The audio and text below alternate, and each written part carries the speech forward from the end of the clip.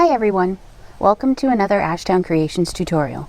My name is Stephanie and I had the privilege of being a tester for the very first bag pattern from a new pair of bag designers. This beauty is the Windsor bag by Kim and Kayla from Harrow Lane. Isn't it a gorgeous design? It's a large bag. Some of the testers have shown it as a diaper bag, commuter bag, overnight bag, and depending on the allowable dimensions, it might fit as a carry-on bag for travel. It has two shorter handles that you carry by hand or in the crook of your arm. I would have to make the handles longer if I wanted to carry it on my shoulder. It's a little tight.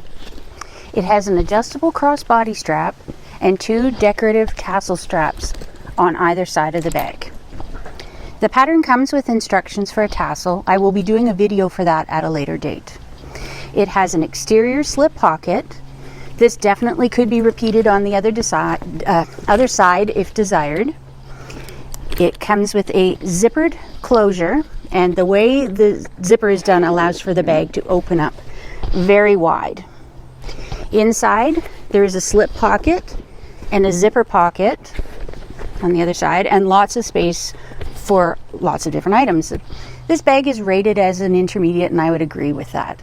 The hardest part of this bag are these side panels. They are a tricky shape to sew, but if you follow the instructions and take your time, they are doable and so worth it.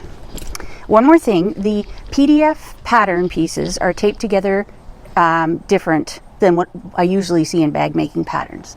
The method used is what I would see in clothing patterns. So before I go through the pieces for this bag, I have included a little footage of how to put the pages together. If you already know how to work with this style of pattern piece, feel free to use the timestamps to skip this section. I will add links to the pattern and all of the materials in the description box below. I will also list the timestamps so you can jump to the section that you need. If you like this video, please give it a thumbs up. Don't forget to subscribe to my channel and select the notification bell to be notified when new content is available. Please leave any questions or comments in the comment section below. I will do my best to respond as soon as I possibly can. And I would like to say thank you to Kim and Kayla from Harrow Lane for accepting me to be a tester and allowing me to record this tutorial for you. Okay, let's get sewing. Since the printing and piecing of these pattern pieces for this pattern, this bag pattern, is different than what we're used to seeing for most bag patterns, this is mostly what I've seen for clothing patterns, the way you put the pattern together and then cut it out. I thought I would do a little video showing how I go about doing it. There is a print guide in the pattern that shows you what pages all of the pieces are on. They have included the rectangle pieces. The first 12 pages are the ones with different cutout shapes and stuff, and rounded ones. And then pages 13 through 25, I believe, are the rectangle pieces. So you can go ahead and just print out the ones you want. In this, there's a couple different ways of doing it. You need to overlap some pieces. So you want to make sure that your pattern pieces have printed out. You want to make sure you've printed out at 100% or actual size. And you also want to make sure with your printer that you print out an auto orientation. And I will insert a screenshot of my printer dialog box. So when you're printing out, you want to print the pattern pieces just one-sided, actual size or 100%, and use auto orientation. And that should give you the right size pattern pieces. And it will also, in this pattern, if you can see it, give you an outline box. And we're going to use these the lighter outline pieces, or lines, to match up our pattern pieces. So I've gone ahead and what I've done for the first row, so the first row for this pattern is pages 1 through 4.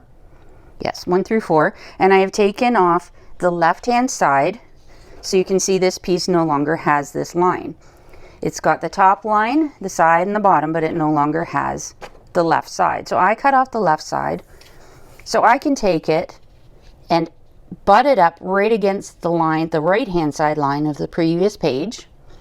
I match up these lines, the green line and the light, these light edge lines. And then I tape, and I make sure that I tape within the pattern piece, because there's no point in taping out here and you cut it and the rest of it falls apart. I actually tape in a couple different spots. So on the first row, I didn't cut off the top because it doesn't really matter. But for the second row, and the second row is going to start with page 5. So this is page 5. We'll go down right here at the bottom. And this side, I'm not going to cut the left because it's at the edge. There's no point in cutting that off. I'm just going to cut off the top of this piece. So on page 5, I am going to cut off the top so that I can meet this line with the bottom line of page 1. And I have an old rotary cutter and a ruler and one of my regular rulers, and I will line up the ruler along the line and use my old rotary cutter. You don't want to use your good one that you're going to be cutting your fabric with. Use an older one, and we're going to just take the top off of that piece. Set that all aside, and now I'm going to take this piece and line up this corner here, and I'm going to line up the edge and the stitch or interfacing line. So take some tape and put it, make sure that it matches up pretty well. Take some tape and put that down. Tape that down. Now for page 6, 7, and 8, move this up a bit. I will take page 6, and now I'm going to cut off the left side and the top side. So I'm just going to pick the top to start with.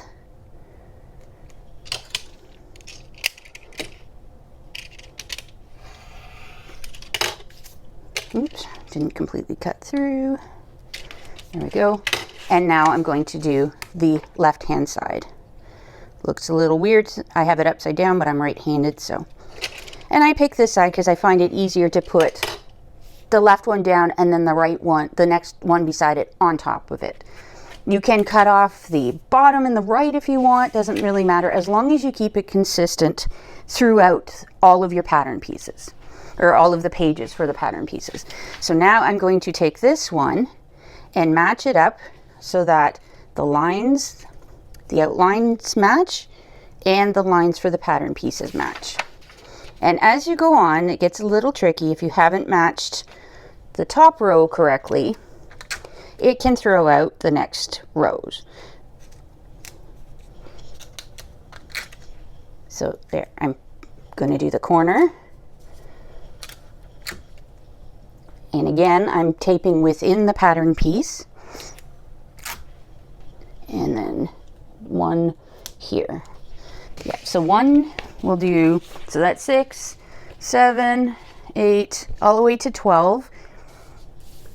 And basically you can stop then and start again on 13 to 25 if you want just the straight rectangle pieces.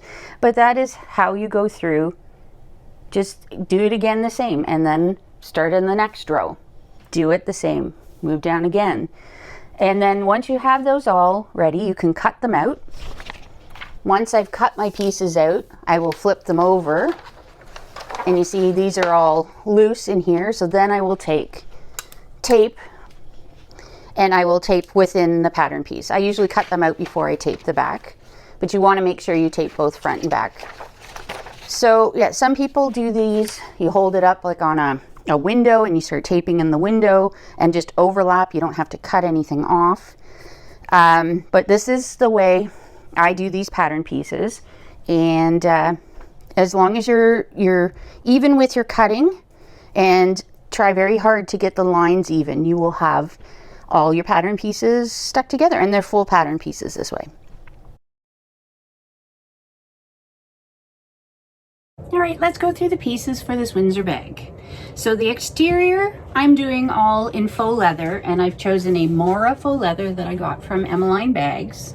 These are the two exterior panels, and I have already interfaced them with Decaville Light. Continuing on with the faux leather pieces, this is the base. Again, it's interfaced with a Decaville Light. The handles, I've got 2 handles. They're already interfaced with the Decaville light, and I've marked the line down the center and put sticky tape on either side of the center line. For the these are the bottom anchors. So the straps start at the bottom, have a little rectangle ring, rectangle ring. And then there's a mid strap and then the handles. So these are the bottom anchors, and I have 4 of them, and I've already interfaced them with Decaville light and put my line down the center with the sticky tape. All of my handles, crossbody straps, I've already prepped them like that. So, and there's the main straps, and I have 4 of them. I have 1 crossbody strap, and I have not interfaced this. I don't usually find I need to interface, but I have already marked the line down the center and put the sticky tape on for the crossbody strap. And these are the crossbody anchors. So looks like I cut 4. I only need to cut 2. So I've got 2 extra, just in case. So crossbody strap anchors, already prepped to go. We have the side panels, 2 side panels, and they're interfaced with Decaville light. I have 1 exterior slip pocket interfaced with a Decaville light. Have the zipper overlay. The interior slip pocket trim. I have 2 tassel straps.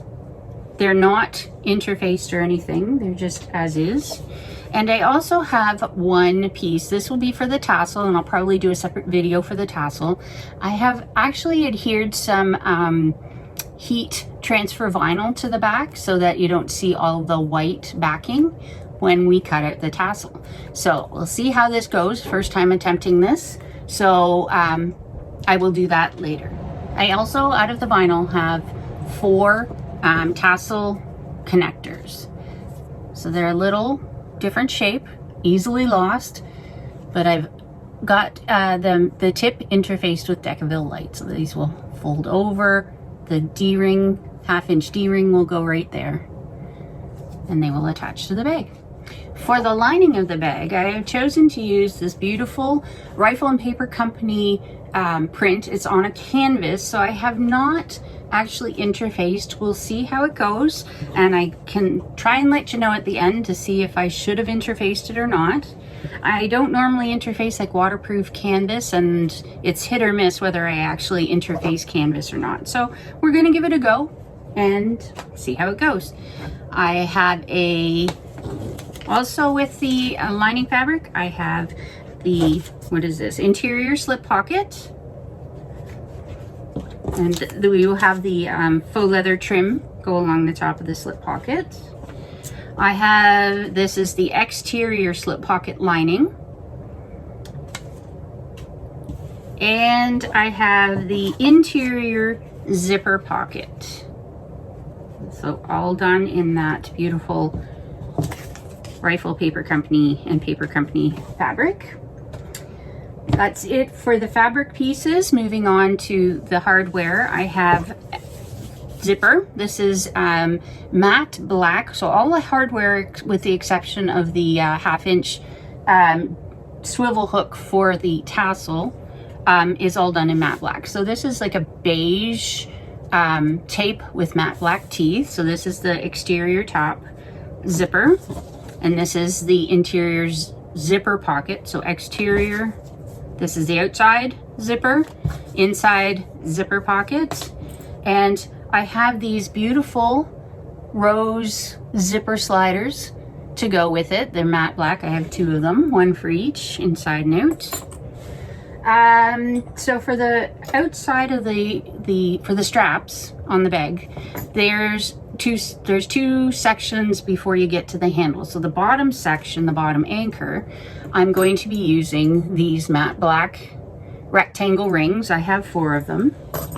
And for the top part of the strap that connects to the handles, I have these figure 8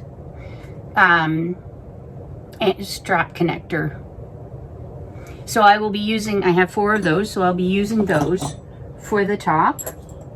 To attach on the side, we have 1-inch D-rings to attach the crossbody strap to, and I have 2 1-inch swivel hooks that will go on either end of the crossbody strap. As I mentioned, I have one, this is gunmetal for the tassel. For the tassel straps on the side, I have 4 little 1/2-inch D-rings. So I have 4 of them. For the zipper tape, I have 1 zipper end. It's a pretty large chunky one. And for all of the fabrics and hardware, I will mark down in the description box below where I've got my fabric, hardware, everything from. So, and then for the crossbody strap, I have 1 crossbody, 1 slider. I also have 6 of these 1-inch strap ends. I have my bag feet, and I also have my Ashtown Creations cork label that I will be applying. So that looks like it's all for the hardware. So let's get sewing this bag. Okay, it's time to prep our crossbody anchors, the bottom anchors, the main straps, all the little pieces we need to make the crossbody strap and the handles. So I'm going to start. I had forgotten to mark, these are the tassel straps. I had forgotten to mark a line down the center. So I have now marked a line down the center, and I have put on a piece of double-sided tape. This is the 1/4 inch wide. Most of them I have 2 pieces of tape, 1 on either side. These I figured were small enough I could just get away with the 1/4 inch tape. So I'm going to, for all of my pieces, go through and start folding, take the tape off, fold it both sides into the center, and prepare them to sew on the machine. So I'll fast forward through most of this because it's pretty repetitive. But I'm going to start with, these are the tassel straps, so I'll start with those. And I generally will start in the center. Especially this more faux leather is a little stretchy, so you want to make sure that you don't stretch it because it will make your straps go all wonky and wavy. So start in the center, move out to the edge, pressing it down, and then repeat for the other side.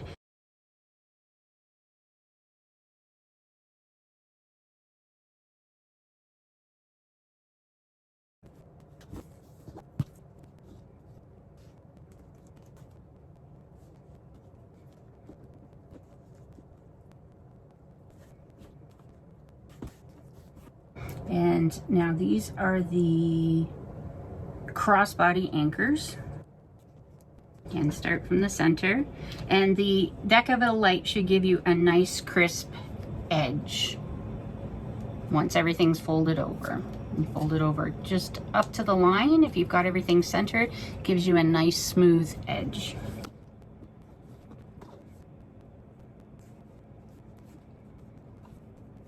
Now we're on to the bottom anchors.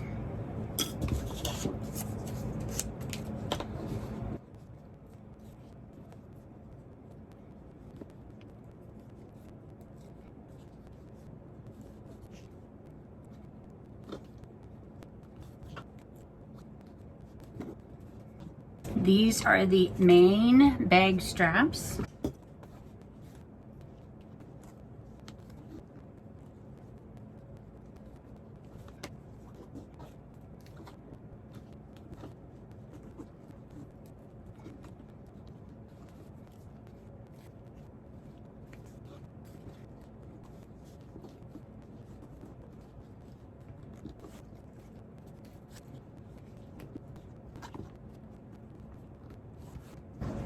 And now we're moving on to the bag handles.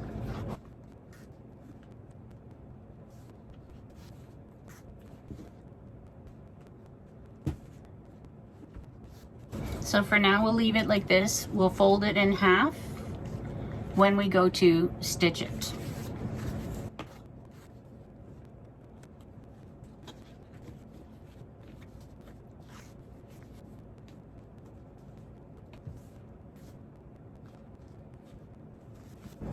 There are the two handles, and now the one long crossbody strap.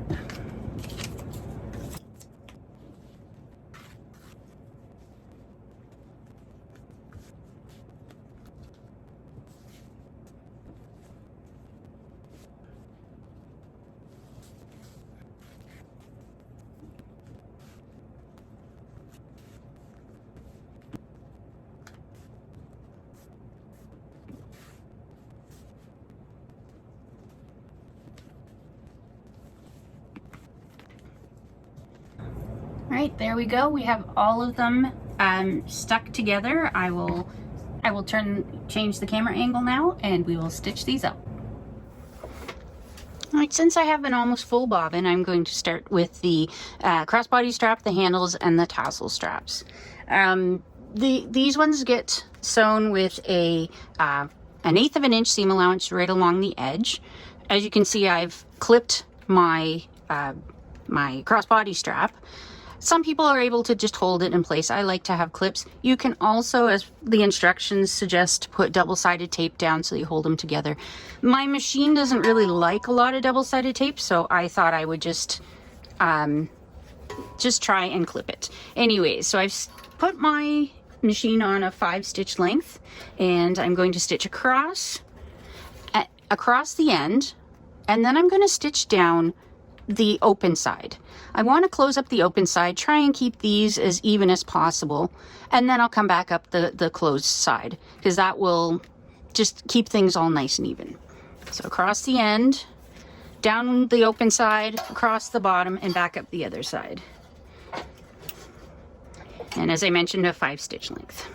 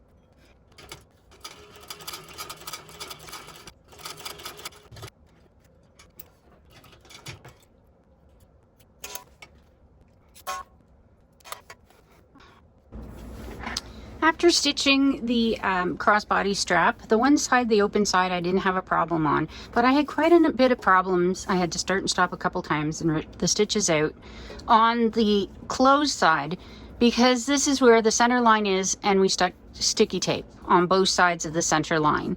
And as I think I mentioned before, my machine does not like double-sided tape.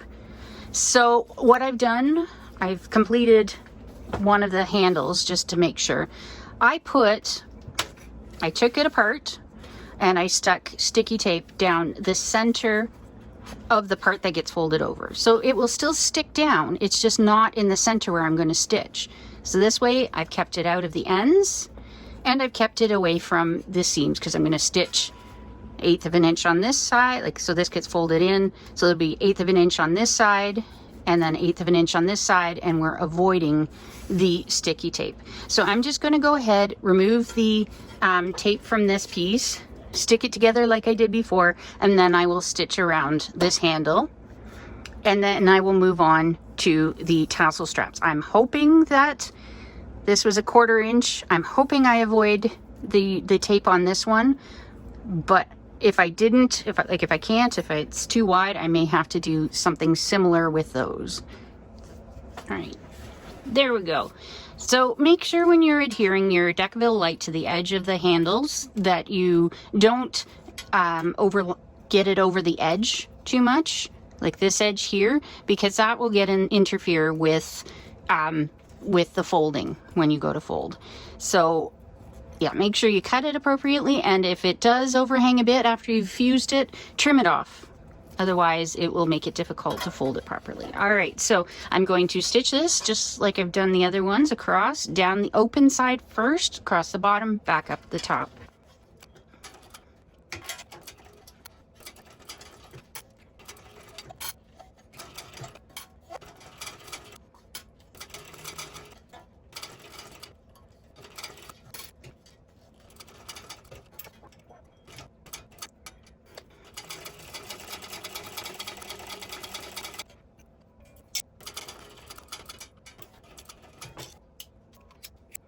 And then we have the handles.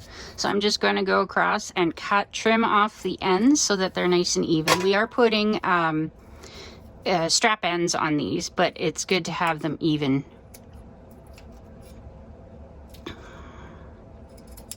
Before putting the strap ends on them.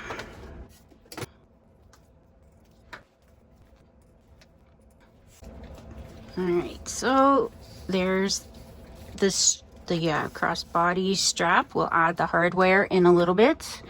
So you can, as you can see, this strap is twisting where the strap isn't. Part of it is because when I fused the Decaville light, it was overhanging, it was off in some bits, so I had to pull to get this edge even. It will be fine when it's hooked onto the bag, but when I had to pull this to get, well, I pulled it to get this even, and by pulling it, it stretches it and it makes it go all wonky. As I mentioned, it'll be fine once it's on the bag, but it does, twisting it, pulling it will make it twist.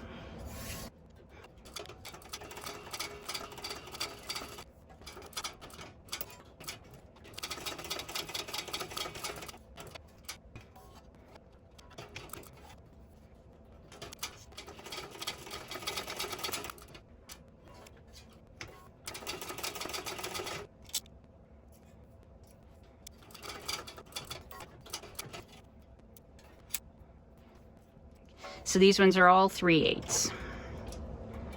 So I am going to chain stitch them all.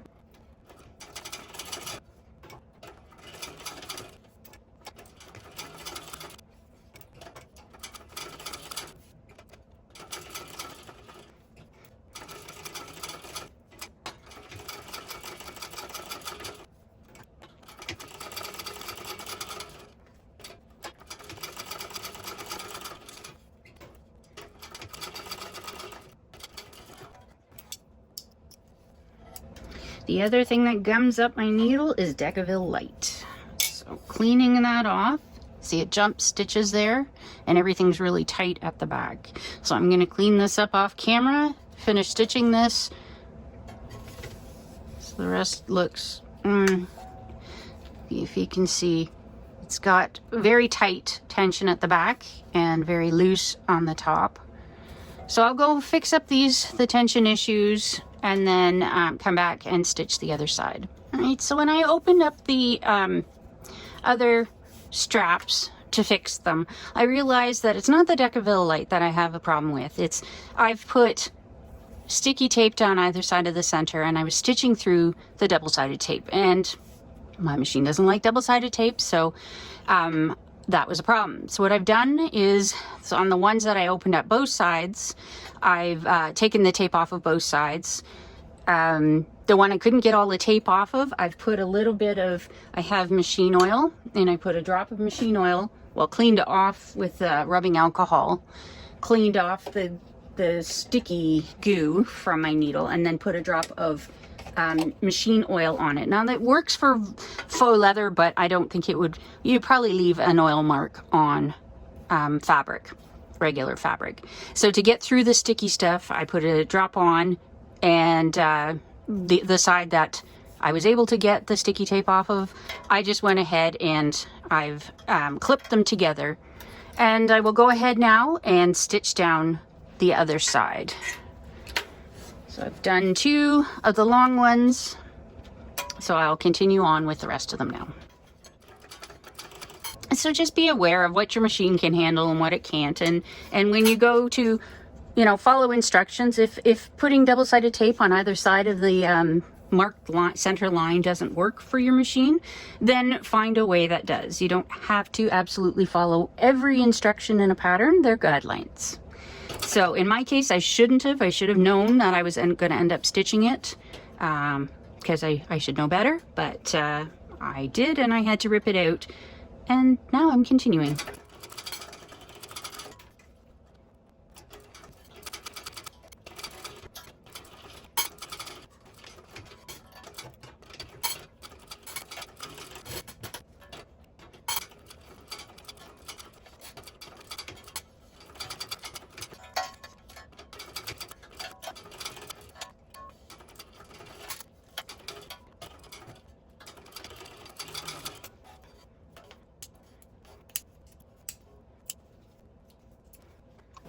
Go. I'm just going to clean up some of the ends with using bonded. I'm using bonded nylon, so I can bonded poly, bonded nylon. You can use a lighter to melt the ends, if you didn't know that already.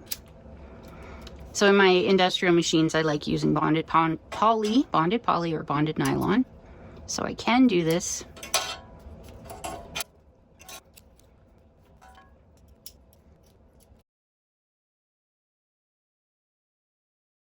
Now it's time to add the tassel strap connectors to the main bag exterior. So we need our the really odd shaped tassel strap connectors, our 1/2-inch D-ring, and instead of using tape, I'm going to be using the Beacon 3-in-1 glue. Beacon Fabri-Tac is fine. I don't notice much of a difference between the 3-in-1 and the Fabri-Tac, so this is what I have available. This is what I'm going to use.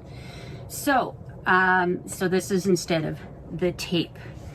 So I'm going to, on the back, I'm going to put my D-ring, my 1/2-inch D-ring on the connector. Move my main panel. So I'll do that for all of them,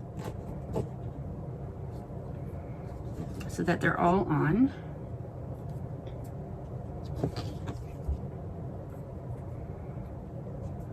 Now I'm going to take a little bit of my 3-in-1 glue and apply it to the tip.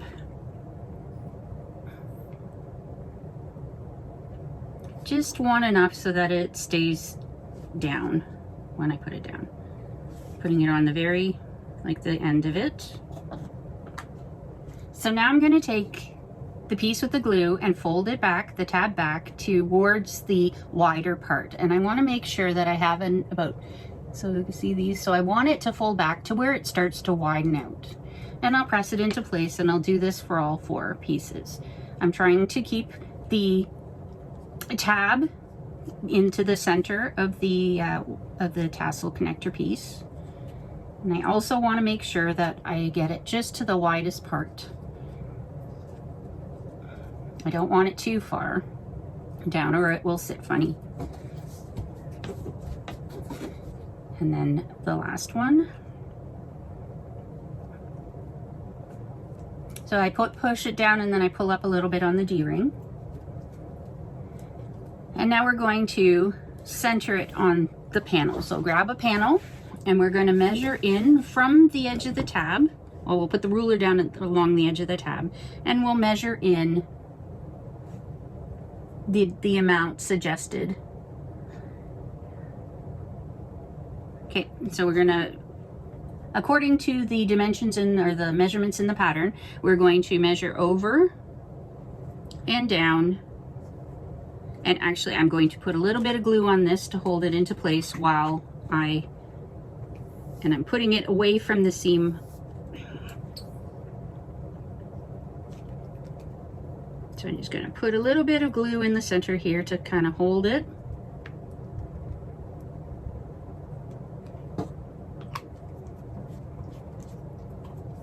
While I position it on here. And I want the center, I haven't marked the center, so with this one I'm going to eyeball it a bit.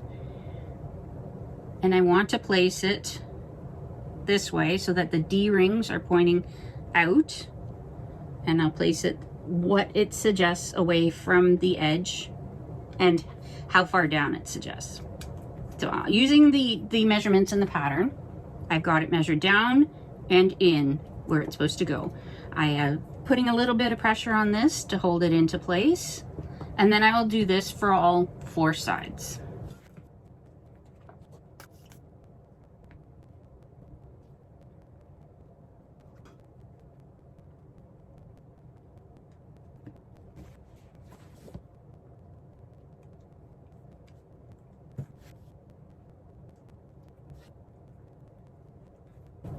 All right, we'll eventually go and stitch these, but for now I'm going to mark a spot up from the bottom and centered in the connector, because we are going to end up installing a rivet. So according to the measurements in the pattern, I'm going to mark, where is the center? I'm going to mark right about the center and put a dot.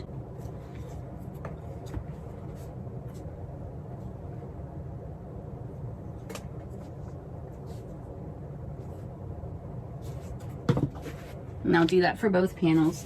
And then we'll stitch it on, go and stitch it 1/8 of an inch around the edge, and then I'll apply the rivet. All right, so we want to stitch around these connectors with 1/8 of an inch seam allowance.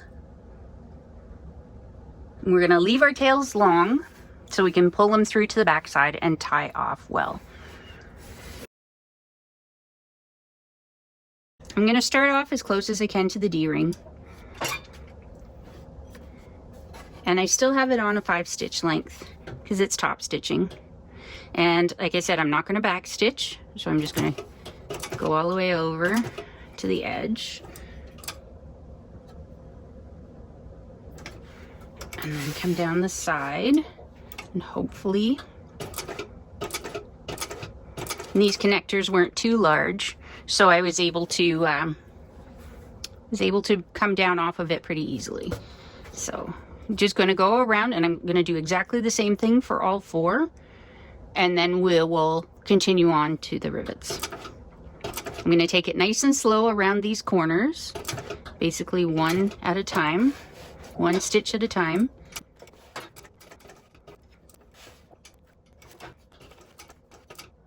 And now, I know we said we're going to leave our tails long and not back stitch, but I prefer to have extra stitches over these. Even though it's not going to be what's carrying the bag, I prefer to have at least one extra row of stitching along. I'll just go over this line again. So, and now I'm going to needle up, pull it out, cut my tails long, flip it over, pull up on the thread and wiggle it. It should bring a loop to the back. If it doesn't and you need to help it a bit, you can grab on either side of the loop and just pull. It'll actually help pop it through. And do the same for the other side. This one's a little easier because we haven't stitched over it. And then I'm just going to tie 3 knots in it.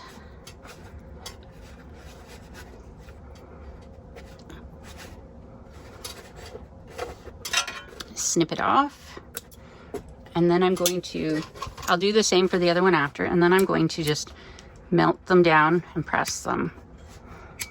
It helps keep it in place, and we don't show the tie outside. All right, I will go ahead and do the same for all 4 connectors, and then we'll move on.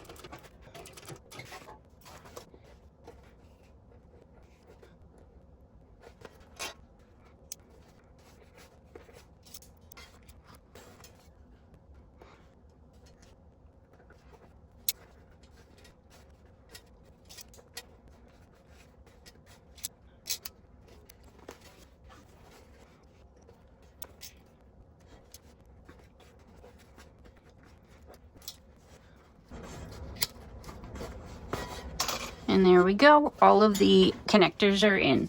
Now sometimes, like with this one, I wasn't able to get the front one through because I had stitched through it. So I just snip off the front, tug on the back one a little bit to make sure it's all popped to the back, and then I'll tie them all together like that.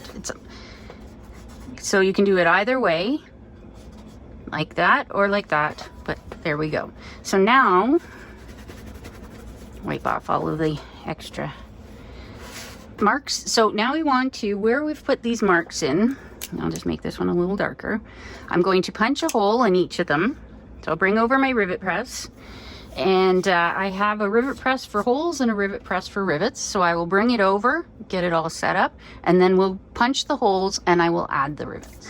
So I'm using a 2mm hole punch to punch my holes. And so I'll just go ahead, I'll line up the center of the mark that I made in the center of the connector and punch. And there we go. I'll take the rivet. These are double cap rivets, so both sides have caps. I'm using smalls because it's not overly thick here. So I'm going to push it through the hole.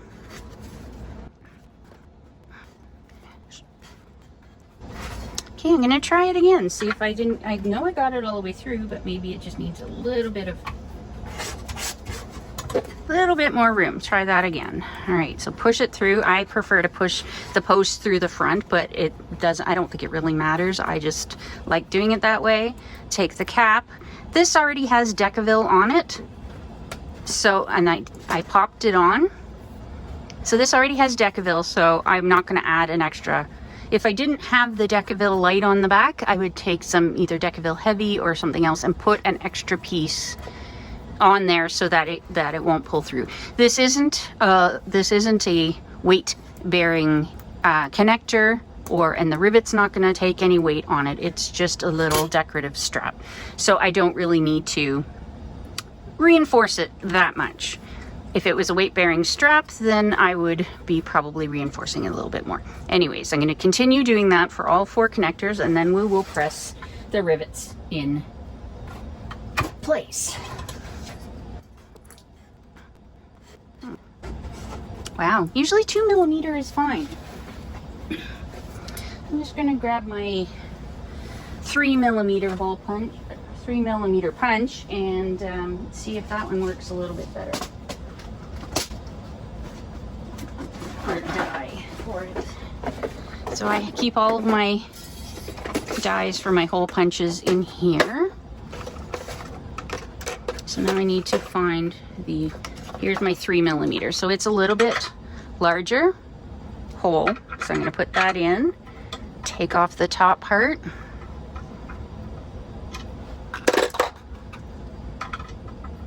And swap out for the other hole punch. And see if this works any better. Creating the holes.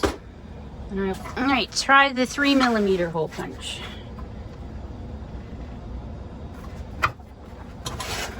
There we go. Put that in there, that's a little bit better. And pop the cap on the back.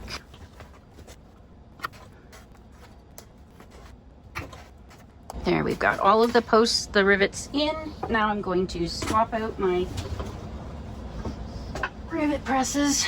So this is the one I have with the press to actually seat the rivet. So I'm going to take the rivet, I'm going to set it down so that it seats right nicely in the cupped part, and press. And there we go. Do it for all 4. And there we go. We have all of the rivets and the connectors done. It's time to put this aside for a bit and move on to the next step. Now it's time to move on to the exterior slip pocket. So I've got my exterior pocket piece that's been interfaced with Decaville light. And then I've got my exterior pocket, slip pocket lining piece. And you can see here that it is shorter. That is correct. So I'm matching these up right sides together. I haven't interfaced the pocket. It's canvas. I'm not sure if I really need to. I'll find out after if I was supposed to or not. So anyways, now that we've got them faced together, we're going to sew across with the required seam allowance across the top. And I'm going to put mine fabric side down so that the feed dogs can pull it through, since it's a little more stretchy than the faux leather. And I'm going to put it on a 3.5 stitch length, which is what I use for a joining stitch. If you like a shorter stitch length, that's up to you. But I'm using what I usually use, which is 3.5 to join and a 5 for top stitching, in case I forget to say before. So now stitch across, back stitching at the start and the end of the seam. And yeah.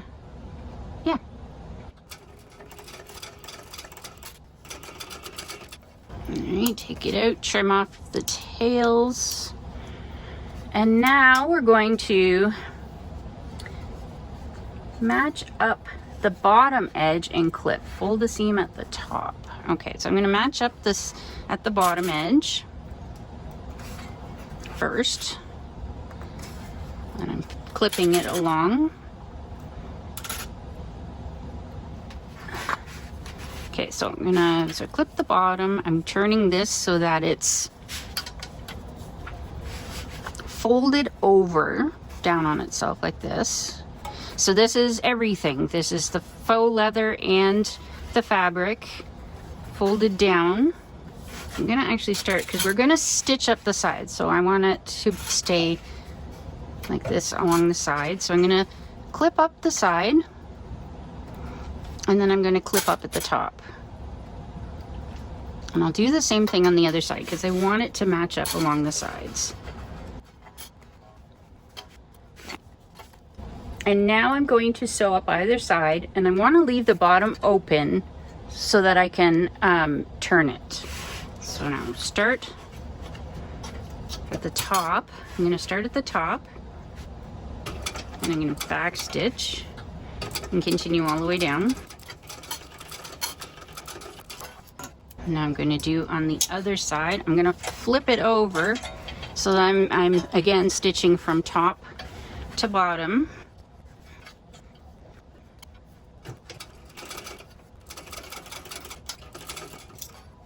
And now I want to trim down, so for about an inch on either side, so about down to there. I want to trim it back to about 1/4 of an inch seam allowance. There. Ooh, that was close.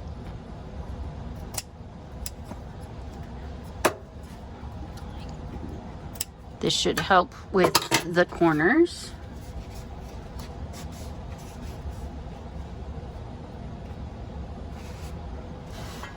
Okay. Actually, I'm going to trim down the whole side to about 1/4 of an inch. There's a lot of bulk there, and I'd rather it sit nicely because I believe we're putting the straps on top of it. So now I'm going to undo the bottom, turn it right side out, and push out the corners. And then we want to make sure that the side seams are flush.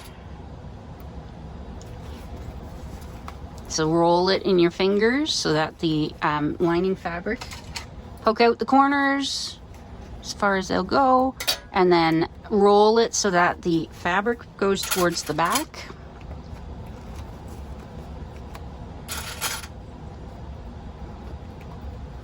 And I'm clipping it to keep them folded. I am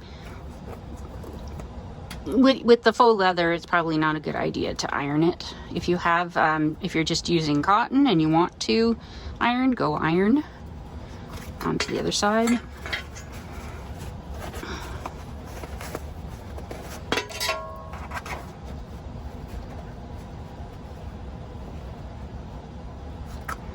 Poked at that corner nicely, and now I'm going to finger press this along. You should have a nice edge along the top because the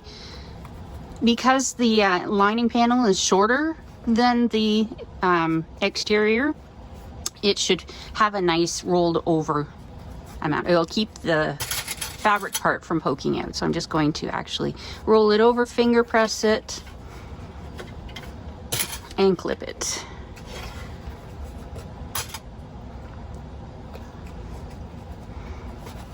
And then I'm going to roll the sides as well.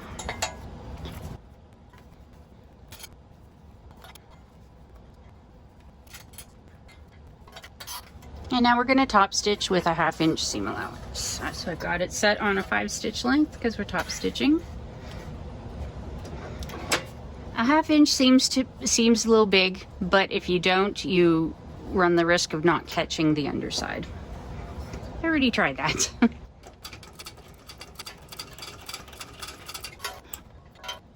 Okay, I'm just going to melt the ends.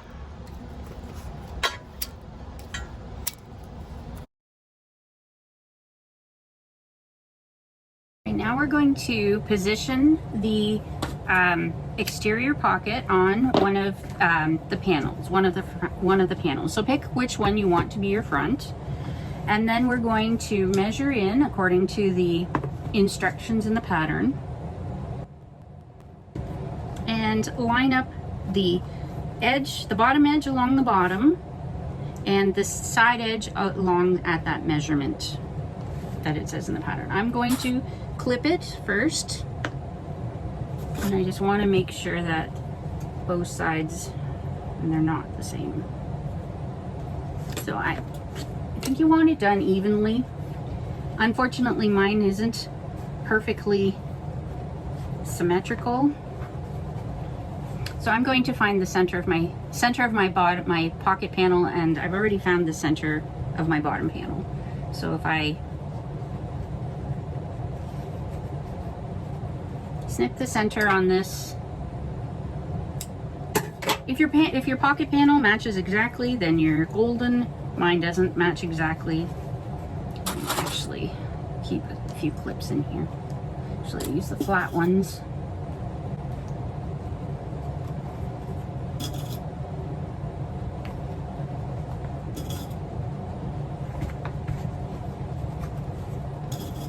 So I guess one of the things, I did not use interfacing on the pocket piece. It probably would have kept it from getting all stretchy had I done that. So even though I'm using canvas, I probably should have put interfacing on it so that it wouldn't stretch. So anyways, I found the center. I have the center of my pocket and the center of my panel. I have them matched up. So that should be, the pocket should be centered. Now I just want to, okay. So now we need to stitch. We're going to stitch it on the sides. At first it says go across the bottom, an 1/8 of an inch seam allowance, just to tack it, but it's also security to make sure that if the bottom some reason comes detached, that you can still, that it'll still hold things in the pocket. So, and it's also do an 1/8 of an inch on the sides as well. So I'm going to go in, I'm going to start 1/8 of an inch, and I'm going to go all the way down, across, and back up, and then we'll move on to the next step. Since we want to make sure the pocket stays in place, we'll be adding straps as well, but I want to make sure it's staying in place. So I'm going to do it with a 3.5 stitch length, so it's my joining stitch. And as I said, 1/8 of an inch all the way down the side, across the bottom, and up the other side. And I will back stitch at the beginning and the end.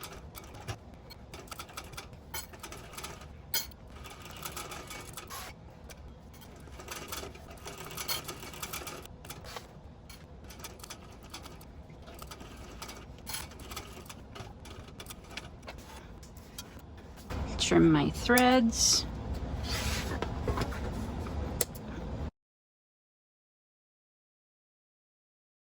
All right, now we're going to work on the bottom anchors. So I've got my 4 bottom anchor pieces here, and I'm going to take each of them and mark up I'm going to put a line on it. Yeah, mark a line on the wrong side. So this is the side that has the split. This is where we've joined it. So the good side is solid, the wrong side. So the right side is solid, the wrong side has split. And I'm just going to take this is a silver marking pen for vinyl, and I'm going to mark up according to the instructions, the measurement according to the instructions.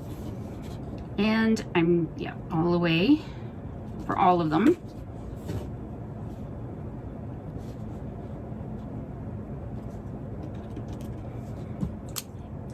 The instructions say to use double-sided tape, but having learned from my previous experience, I'm not going to put double-sided tape. I'm going to use some Beacon 3-in-1. So I'm going to slip one of my rectangle rings, because I want these at the bottom, on. I'm going to put a little bit of glue, if I can get any out, along that top edge, and I'm going to fold it over to meet the line. Stick a couple clips in it to hold it in place. So on the front it's all one piece, and on the back it stops so far up from the bottom. This is to keep bulk out of the bottom of the bag. So I'm going to do the same for all of the pieces.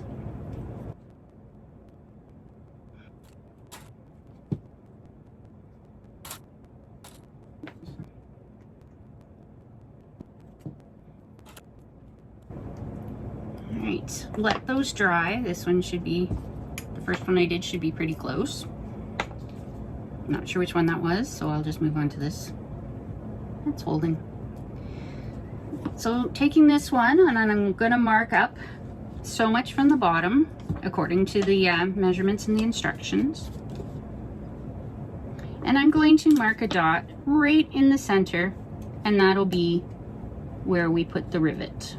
We'll put a hole for the rivet, and then we'll punch through both the strap and the body of the bag, and then that's where we'll put the rivet. So I'm just going to stick these back on to hold them in place while glue continues to dry and do the rest of them.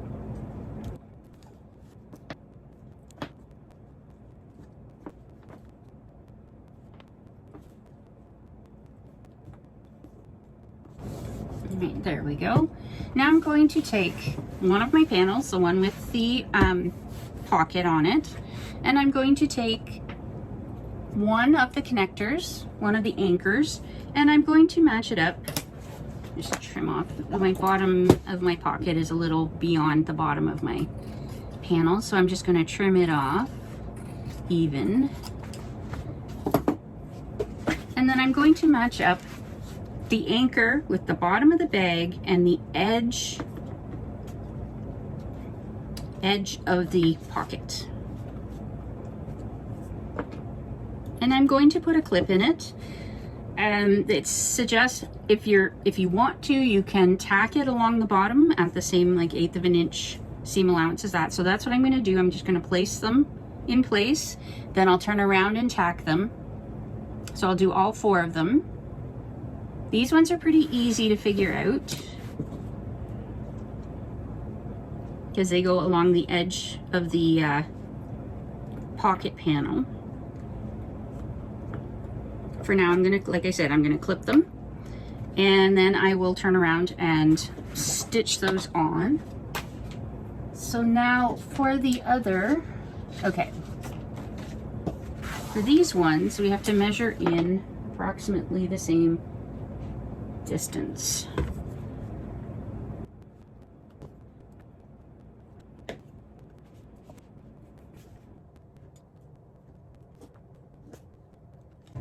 Alright, since my pocket wasn't completely symmetrical, like it's same distance in from either side, I've measured either side and made sure that these match up with what it has on the other.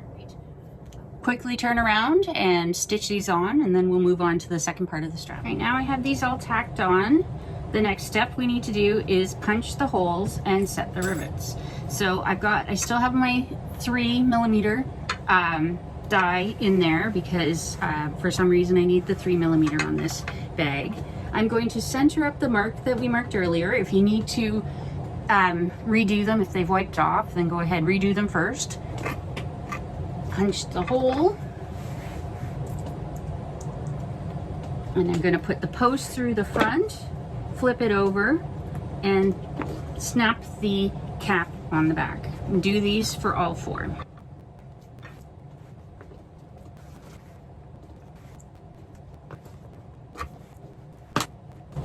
I'm going to switch out my presses.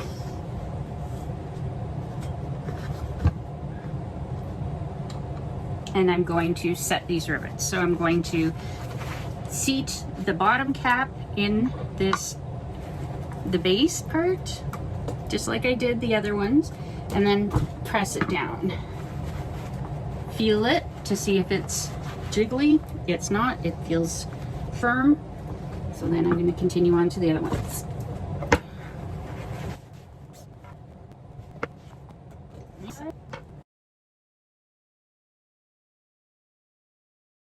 And now it's time to move on to the bag straps. So those are the, pull everything out. These are the longer ones. So not the handles, just those long, 4 long pieces.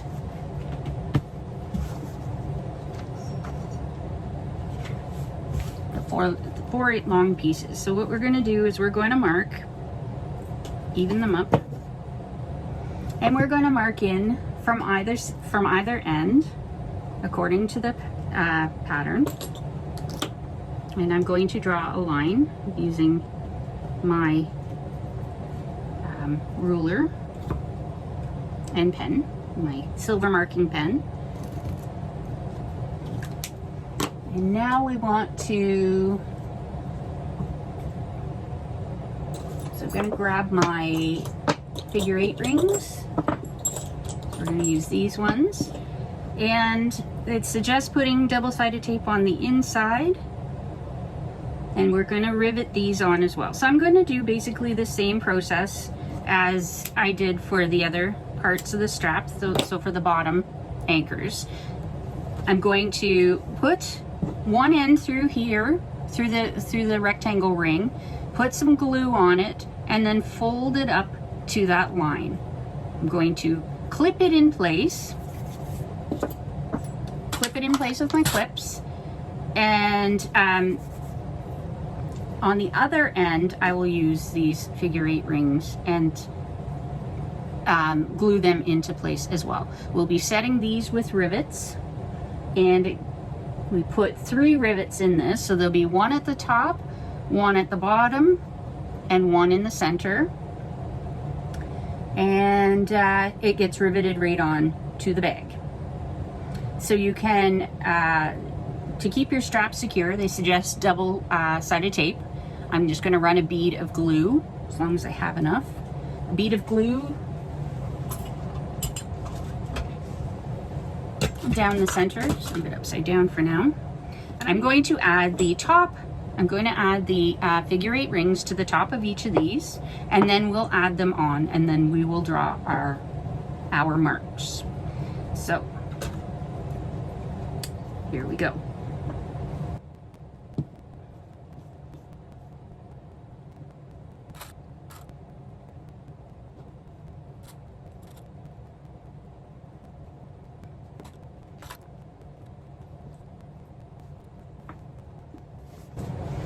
So now I want to, now that I've got these in place and clipped, I'm going to work on the bottom ones. So I'm going to slip the strap into the rectangle ring, grab some glue or double-sided tape if that's what you want to use, and then fold this back to meet up with the line. I'm going to put a clip in it to hold it and let it dry. And I will do the same for all of the straps.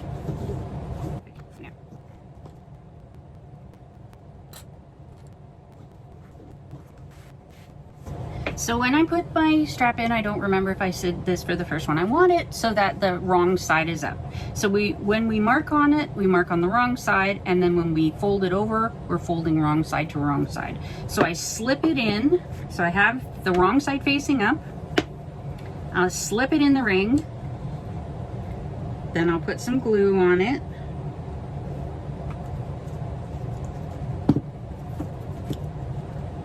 And then I fold it back. So it's all on the wrong side, and then clip.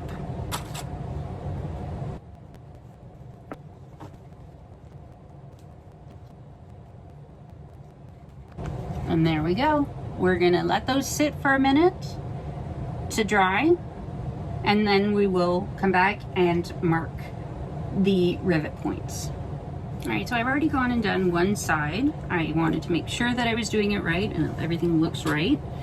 So being that we measured here, putting the straps on, I measured all the way up when I was putting the straps on. So I'm going to do the same thing down here so I get it in approximately the correct. I want them straight. So I'm going to take these off, and I'm going to look at what I measured it at. I'm going to flip the handle down, and I'm going to apply glue part way up where we fold it over, all the way up the center. You can use double-sided tape if you want.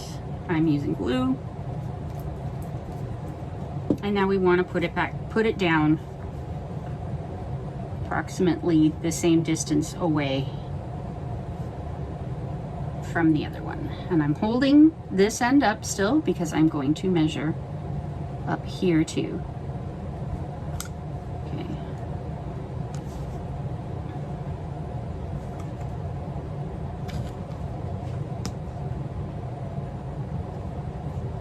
All the way up. There we go. Should be in line. And now we want to make marks in 3 spots. We're going to mark just up from this ring, just down from this ring, and one approximately in the center between the 2 other rivets. These are for the rivets, so we can rivet it onto the body. So using the measurements in the pattern, I'm just going to mark these for these rivets, trying to make sure I got it centered. I'm going to take another ruler and figure out approximately where those are, find the center and mark it. I'm going to grab my rivet punch, and without moving this, I'm going to rivet or put the holes in for the rivets. So I am going to do one end,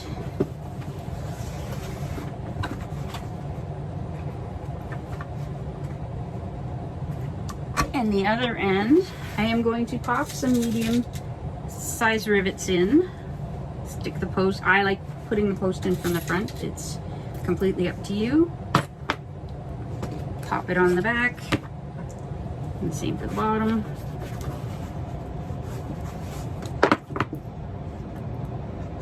There we go. So those shouldn't move now, and now we want to put a hole in for the other rivet, the third rivet. So we may have to roll things up a bit to get it under.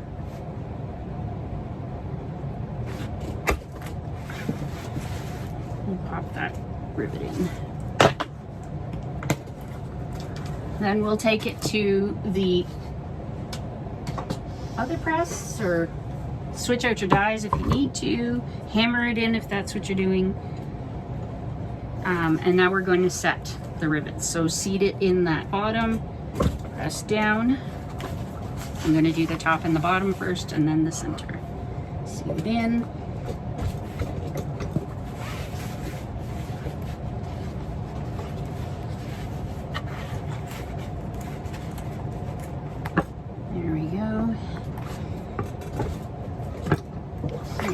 So we've done one side. It's exactly the same process. I'll go ahead and do this side. You just, instead of measuring along the edge, I'm going to try and keep it somewhat in line with the pocket. as long as it doesn't end up being too far off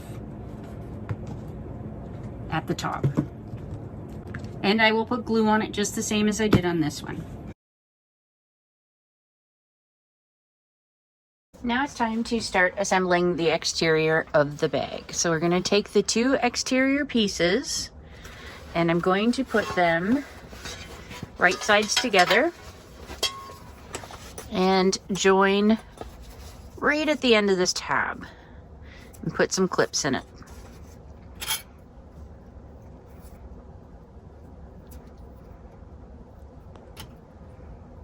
And do the other side.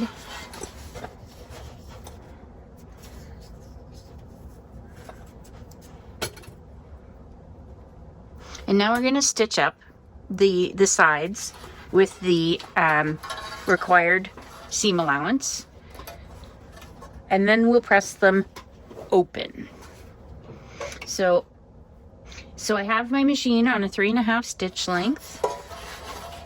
And I'll stitch across both sides, back stitching at the beginning and the end of the seams. Needle down.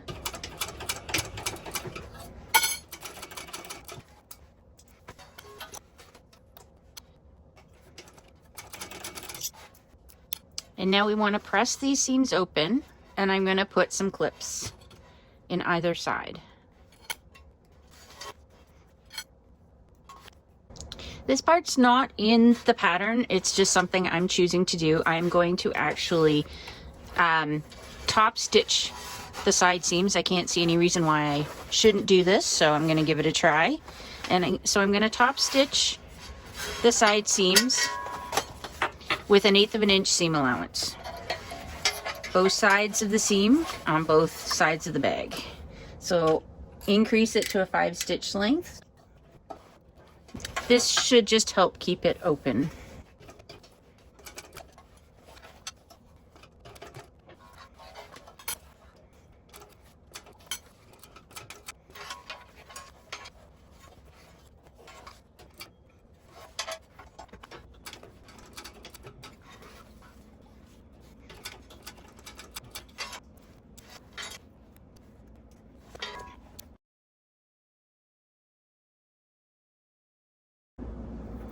Next, we want to, on the sides, I'm just going to slip this under. On the sides of the bag, right here, we are going to take our D-ring connectors for the crossbody strap, making sure that the split is in the center. We'll put the strap connector in the D-ring. And it says to use double-sided tape, but I'm just going to use some glue, just in case. So we'll do both, get both of them ready.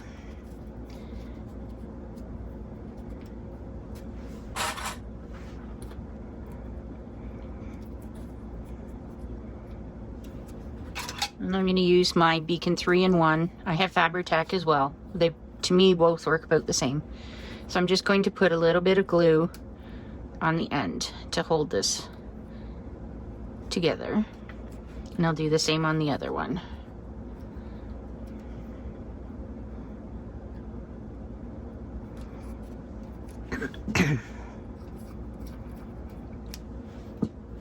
And clip it for a minute or two to make sure that it holds. There we go.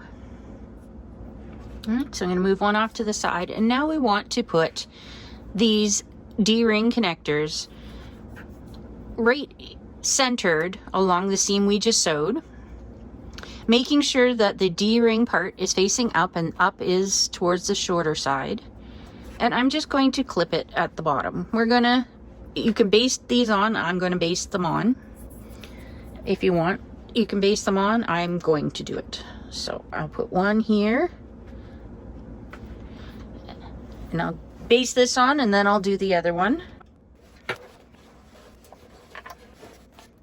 And I'm basting it on with about 1/8 of an inch seam allowance. I'm leaving it at the 5 stitch length because I am just basting it. But I'm going to go back and forth a few times over this.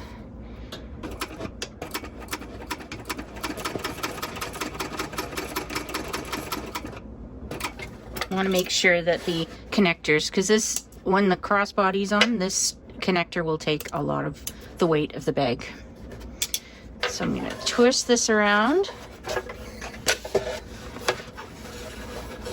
and do the same on the other side.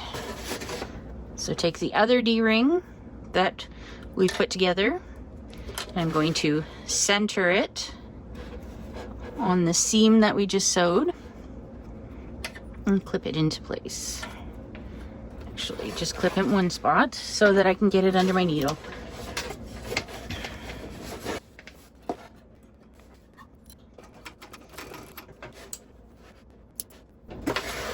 Right, there we go. The D-rings are installed for the crossbody strap. We're going to move on to the next section.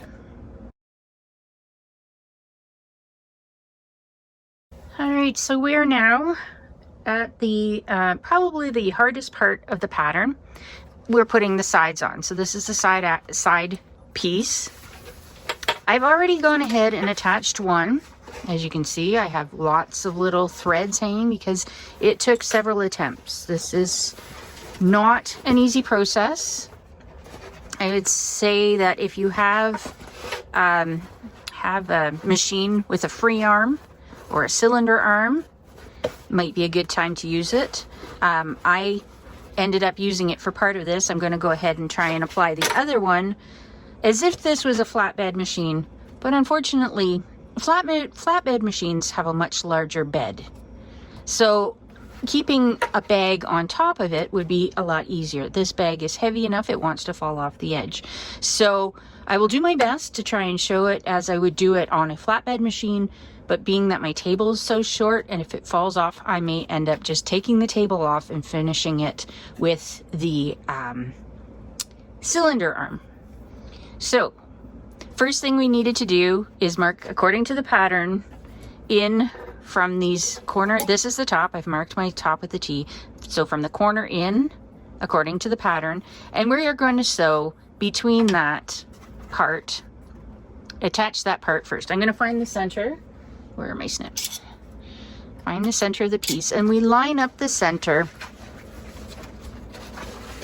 with the center of the D-ring. We're going to put it on so the top, it's looking upside down right now, but we line up the top all the way along.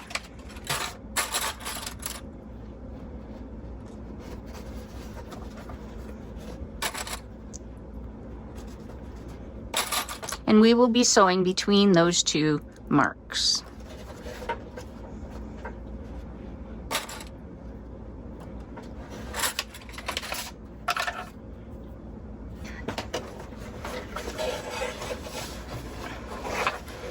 I'm going to straddle my table because I need to. If I had a flatbed, I would just prop it all up, but as I mentioned, it's not quite the same.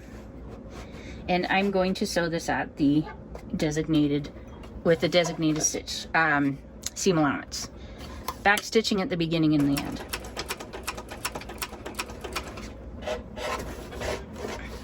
I am also going to use some fabric I have that I came with the machine as a hump jumper, because once we get to this crossbody strap connector anchor, it's going to get thick. Right about there. Alright, I'm going to pull it out, trim the threads. And now the pattern suggests, and even though I like avoiding using double-sided tape when I can, the pattern heavily suggests that we use double-sided tape, and we're going to put them along both sides of this. And I've got a very, very narrow double-sided tape, so it should not be in my seam allowance.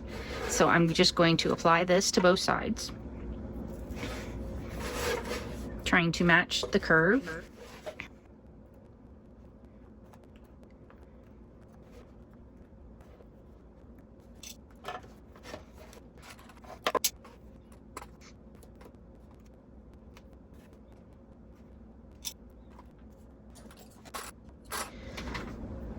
All right, now one side at a time, I am going to remove the tape and put it right out, inside out, because we'll be sewing it that way. And now I'm going to peel the tape from one side and stick it along, starting at the bottom, trying to match the curve.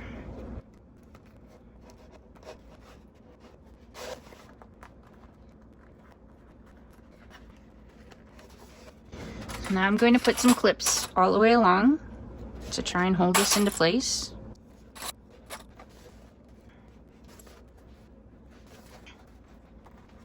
And I found with the other side that I needed some extra overhanging on this corner. I don't know if that's meant to be. I think it is according to the pattern. I think I see some sticking out on one of the pictures.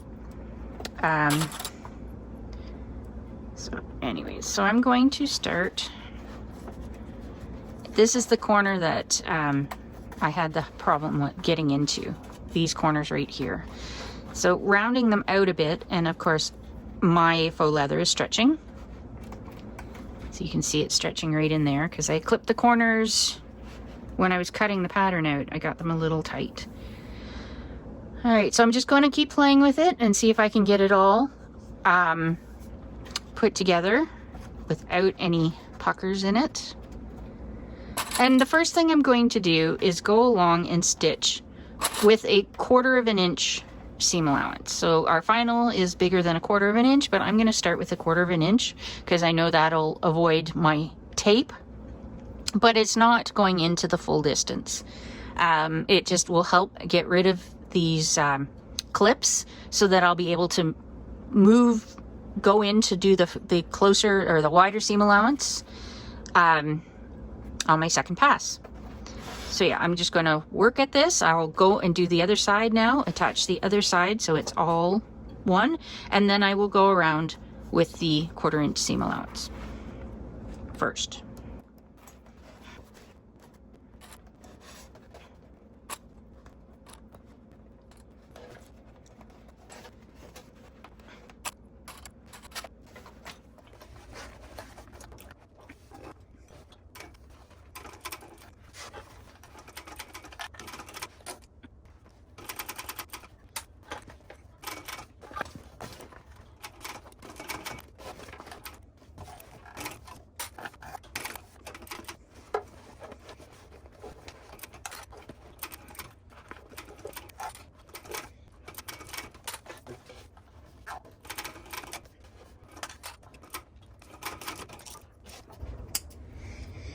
Alright, now let's see what it did on the other side.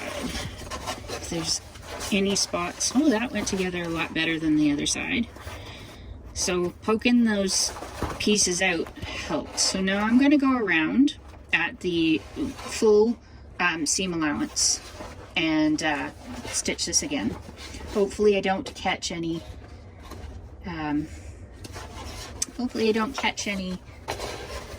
extra fabric like I did before and cause puckers. Just going to trim these up a bit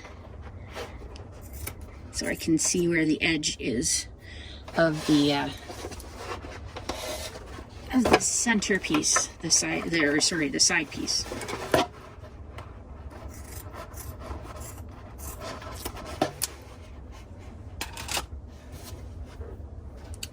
And here we go again. Fingers crossed that it works this time.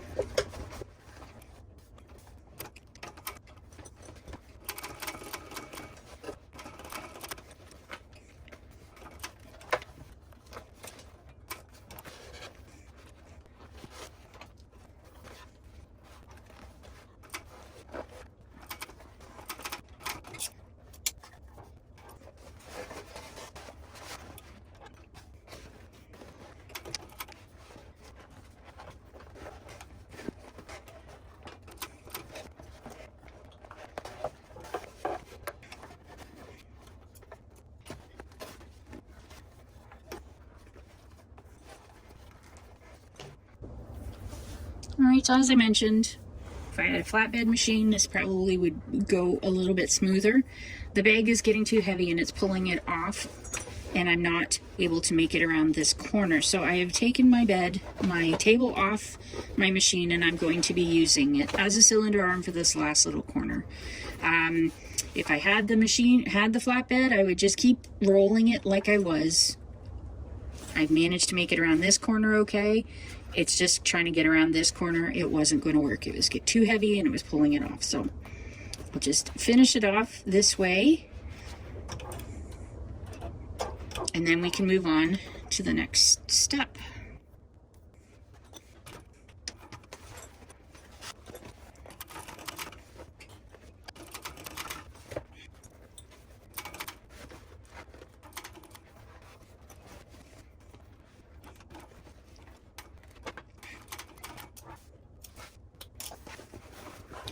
Alright, it's not perfect, but it's done in less passes than the other side.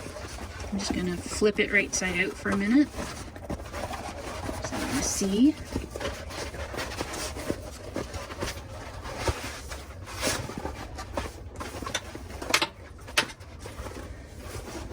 So it needs, this is the other side that I worked on before. It needs to get cleaned up a bit.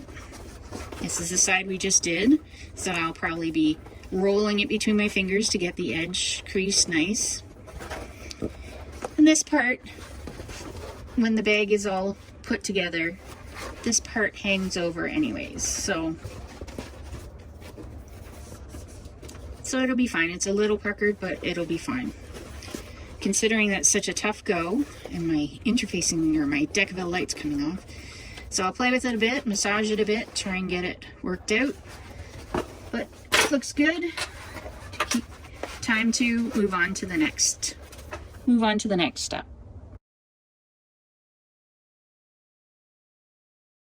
Alright, the next instructions in the bag are to add your bag feet as well as any metal name tags. I don't have a metal name tag, I use cork ones, and I've decided to put mine right in the center there. So I've already added that. So put this main part of the bag aside, and we're going to work on the bag feet. I'm changing this up, adding the bag feet up a little from the pattern.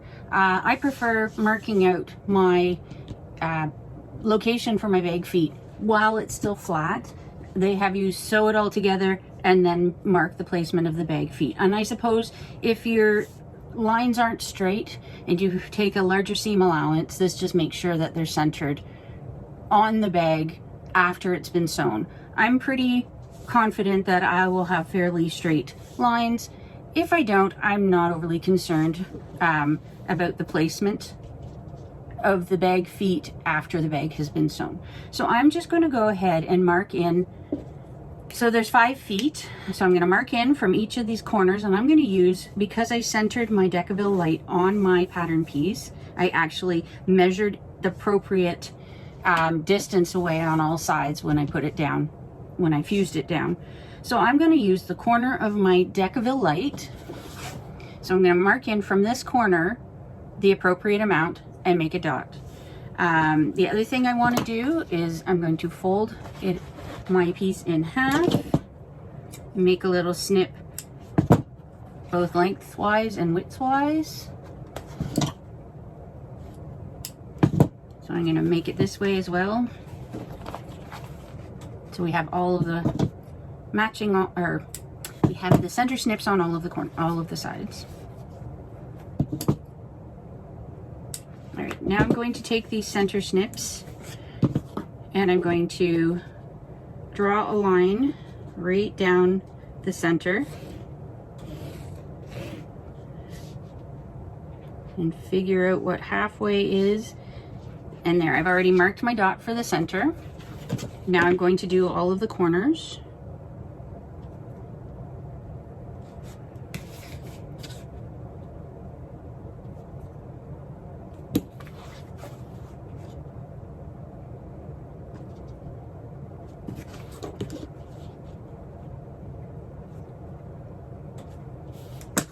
And now I want to take my washers for my bag feet. Mine are a little different. These ones I'm putting in have the prongs. They're little tiny ones that have prongs on them.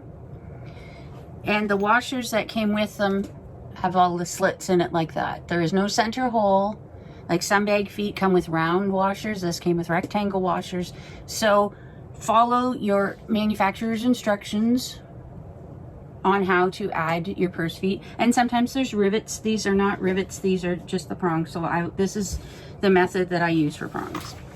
So I'll put something that I can use to cut underneath. I'm going to start in the center and try and center.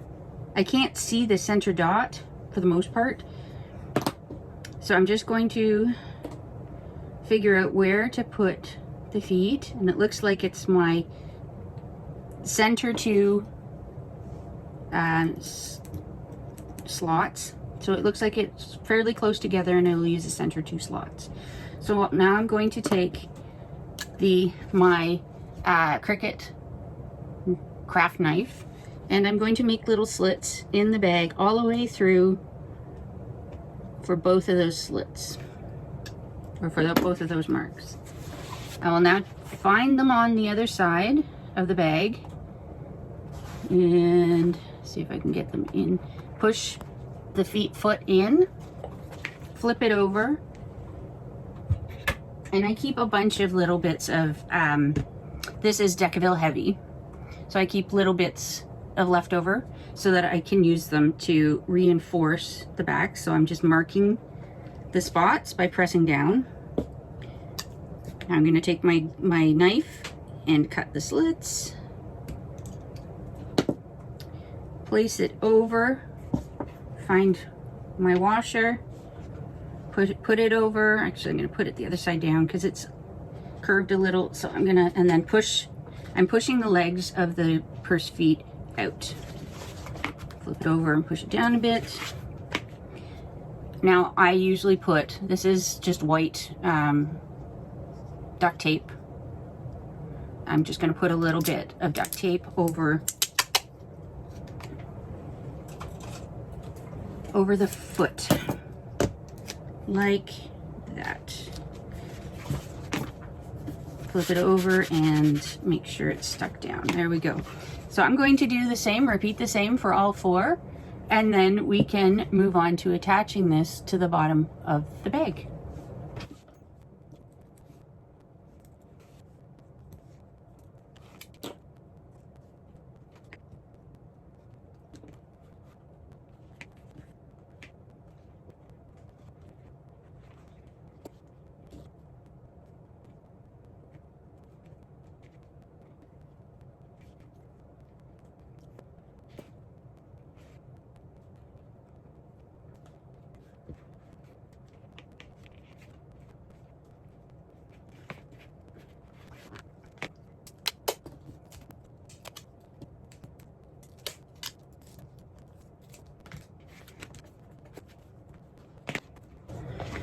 And there we go, purse feet are all installed. So now it's time to add the base to the exterior of the bag. The first thing we want to do after we've added the bag feet, I'm going to stick this aside for a minute. We want to put that on the bag. So you may have found the center before when we were adding the pocket or whatever on. Now that we've sewn on this side panel, we want to find the center of the main panels again. So what I'm doing is I'm matching up the seams for the side panel, flattening it out, and I'm making another snip. I may actually, I'm gonna make a snip in it. I'm also going to place a mark because I have another little snip right beside it, the old one that I used when I was putting on panels. So now the reason I'm doing this is because if you took a larger seam allowance or smaller seam allowance when you were applying the side panel, it can change where the center is actually on your main panels. So I have gone and I have marked that. I'll do the same for the other side. So matching up the sides, flattening it across, and I'm just going to draw a line for this one, just to make sure I've got the center marked. I've already gone ahead and done the same thing for the side panel, so I have snips in those. I'll make a mark with the pen. So all I did with that was the same thing, only side panel seam to side panel seam.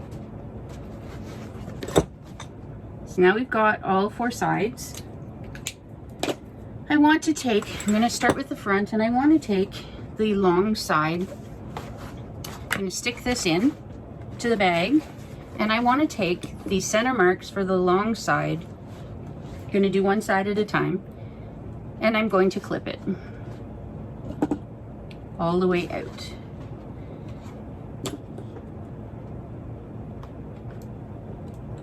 Flipping my clips around because I'll be sewing from the inside. And I would normally hold this towards me while I do this, but I wanted you to see. So, all the way out, and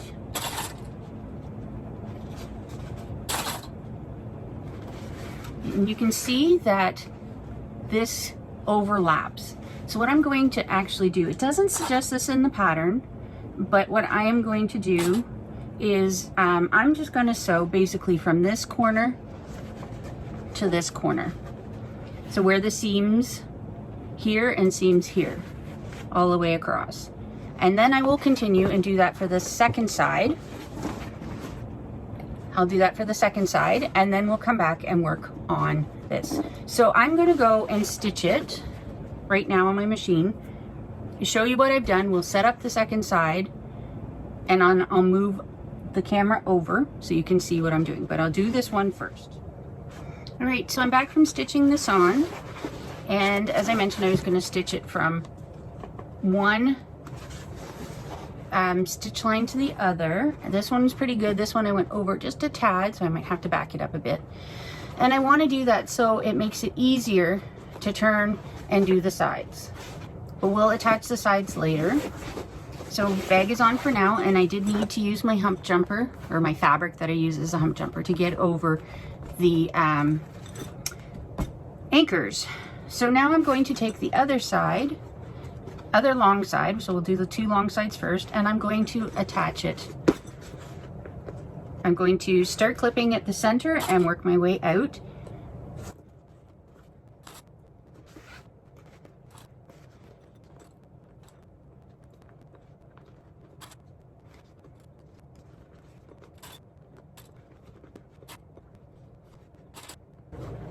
I have it all clipped. Now I'm going to change the camera angle to the machine, and we will sew this up. Okay, we're at the machine, and now I'm going to start sewing this second long edge. I went ahead and put a mark on the inside, the base piece, to show where I approximately want to start and stop. I have one at the other end as well. And I'll be sewing down this with the recommended seam allowance, 3.5 stitch length. So back stitching at the front and at the start and the end of the seam. Hopefully you'll be able to see this. If not, I may move the camera angle.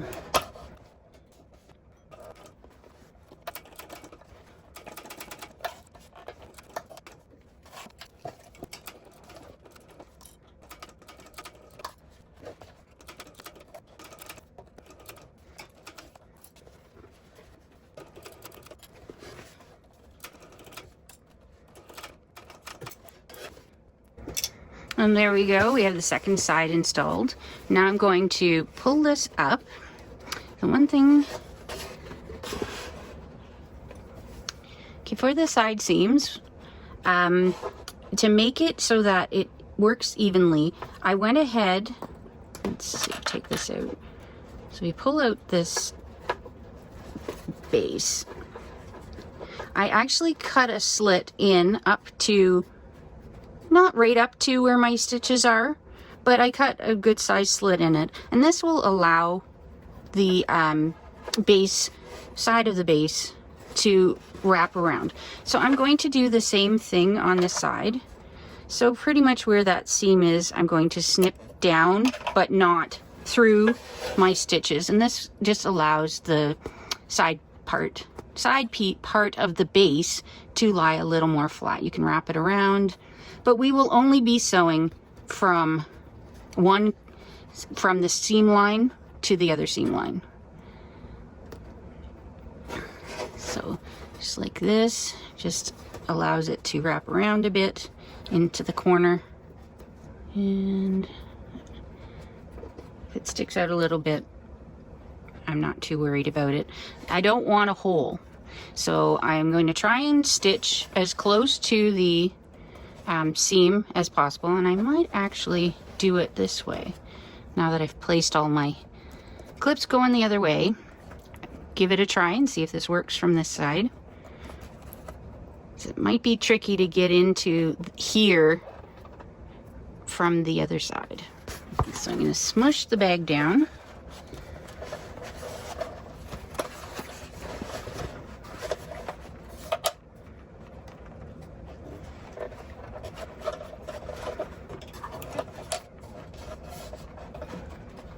Try and get it on the presser foot. Heavy bag.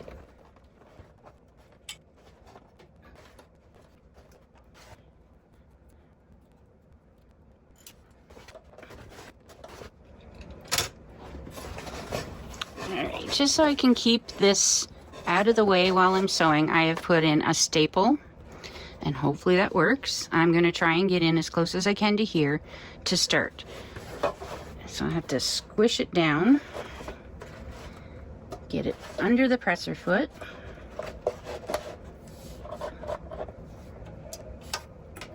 Needle down, fingers crossed.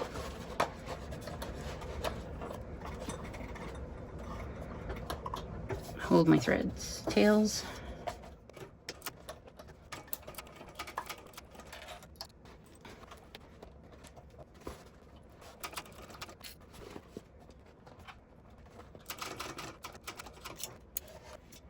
Alright, just going to pop this edge out and see what it looks like.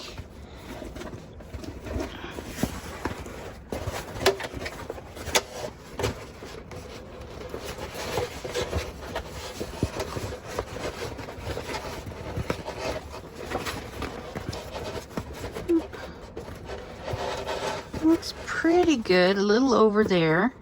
Oh, maybe I just need to push it out a little more. That's not bad. So go ahead and do the other side. May end up trimming off some of this seam allowance. So again, I'm going to trim in, just snip in here. Let's see, that's where the seam is. Yeah, I kind of went over, so I'm going to back this up a bit so that it's not over the seam. Oh, that's pretty good. All right, so I'm going to snip in where the seam is. Don't want to go too far. I think I might have on that one.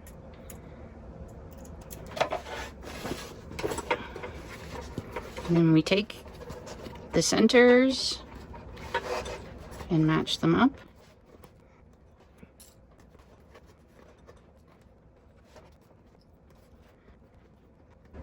I'm going to keep this off to the side, I'm going to put a staple in again. See if this helps. I'll go back and remove them after. So I want to keep, I'm moving the seam from the side panel out of the way as well, and I'm putting the staple on the outside, not where I'm stitching. And this time I'm going to see if, I'm not sure this is going to work either. I think I'll just do it from the outside like I did before. So I'll flip my clips and go ahead and stitch it, and then we'll turn the bag right side out and see how it looks.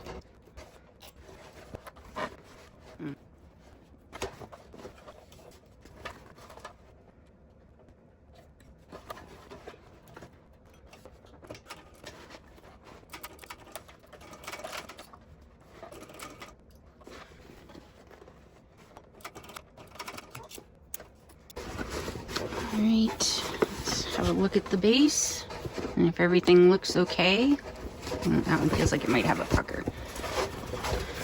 If everything looks okay, I'm going to trim down the seam allowances, and then we can set this aside.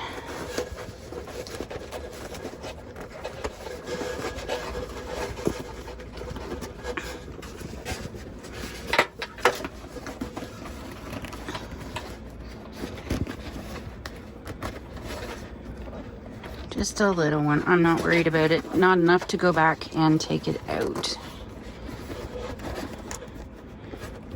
It might smooth out. It might not, but it might. All right. Here we go. We've added the base of the bag. Good size bag.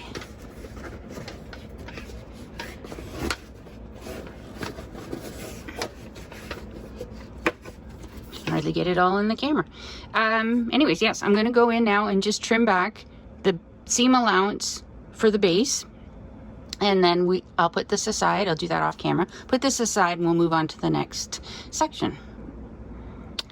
After I trimmed off the seam allowance, for the handles, for the anchors, I cut off some of the anchors, and when I looked at it closer, it looked like I had cut off my basting stitches, which is an extra reinforcement for the anchors. So I've gone through these and I've added another set of stitches and actually zigzagged it down, and so I'm just going to do the same for these two, and then I'm going to put it aside. I just wanted to pop back on to say that it should be fine with the rivets, but if the rivets pop, yeah, there's nothing else holding it in place. So adding extra reinforcement is not a bad idea. All right, now we're moving on to the exterior zipper. So I have my zipper, the full length, and at one end I've marked according to the instructions. We're going to do a 90-degree bend in this corner. So I've marked down what it said. I'm going to split my tape. I've marked the line, pinch on the line, which will send the teeth sideways out to the side and form the 90-degree. And so on this bend, on this fold, where the fold line, I want it up so that it's at the bottom of the coils, the teeth of the coils. So I'm going to take a pin and I'm going to put a pin in it and do the same thing for the other side. So again, pinch on that line, which sends the teeth out to the outside of the zipper. We want that line parallel to the bottom of the coils of the zipper. And again, put a pin in it. So now I'm going to take the zipper and I'm going to baste it. So I'm going to start down here approximately where this piece joins. So there's the fold. I'm going to start approximately here with my needle down as close as I can to the edge without going off. Hand crank it a bit, and then I'll back and forth a few times. What I want to do is stitch this angle in.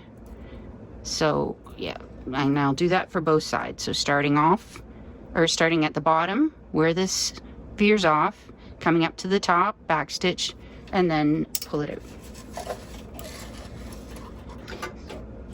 Put it down, and I've still got it on a 3.5 stitch length. Okay, so hand crank to make sure that you get it in a few times. And then when you get close to the pin, I take the pin out. I actually use my tweezers to help push under, because my presser foot doesn't really like walking up on top of zipper teeth. And I will push it to go under and then back stitch. Okay. Pull it out, trim the threads off.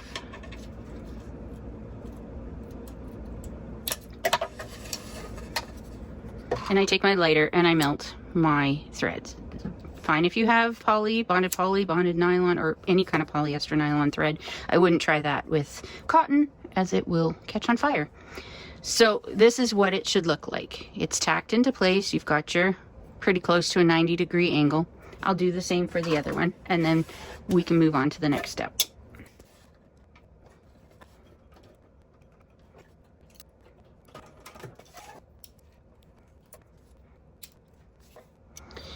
So now we're going to take our exterior zipper and add it to the exterior of the bag. So there are measurements. I'm just going to split this because we'll be putting them on separately. So there are measurements in the pattern for how far you want to start away from the start of the seam, the one end at the start of the bag, front of the bag, and where you want to end it. So make those marks. I've made the marks on mine, on my piece, and this is the front of my bag, and I usually want the front closing to the right. So I'm going to take the piece that when I have it face down closes to the right. So this would be the closing end, and this would be you open it to this end and you close it to this. So the piece that when it's done, it's right side up, it'll be like that. I want to take that and fold it down and put the edge of the teeth right inside that first mark and start clipping. So I'm going to clip it all the way along, and then I'm going to stop. So when I sew, I'll sew from there and stop at this mark here. So I can put clips beyond it, but I don't want to. First, we're going to baste it on. And then once we add the lining, we'll sew it. So for now, we're just going to baste it on, and I don't want to baste past that point. So I'm just clipping.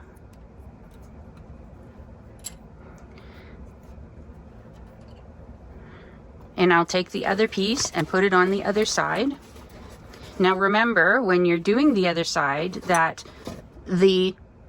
on my front of my bag, my left side was the start of the bag. That's where I marked the first measurement in, and then from the right was the second measurement.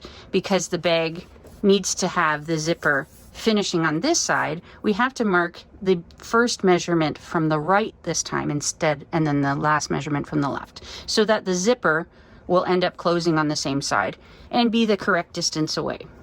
So I'm going to take this, so the zipper will finish like that. I'll flip it over and line it up with the mark I made. So make sure that you have the right marks on the right ends. They should, when you mark them on your bag, they should be opposite.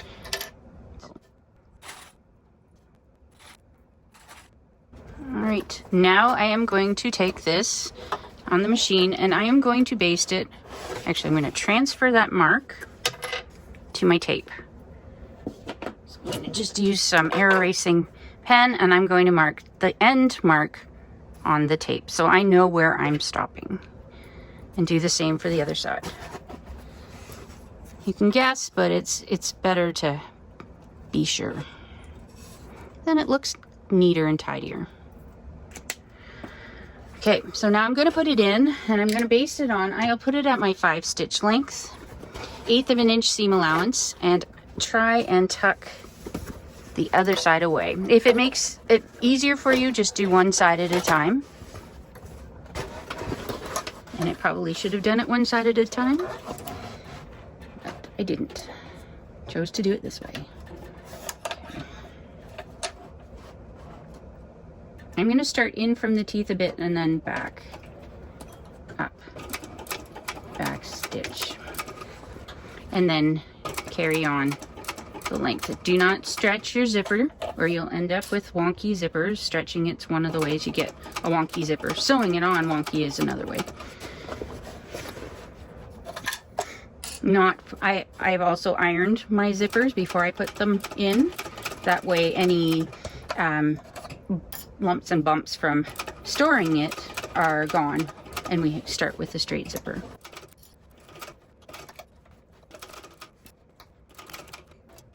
There, I ended right on the line. I'm going to back stitch a couple and pull it out. And I'll do exactly the same thing for the other side.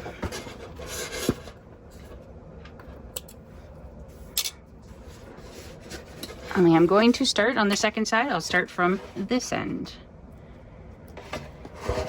So I'll put my needle down right where I'm to end. I have to move a clip out.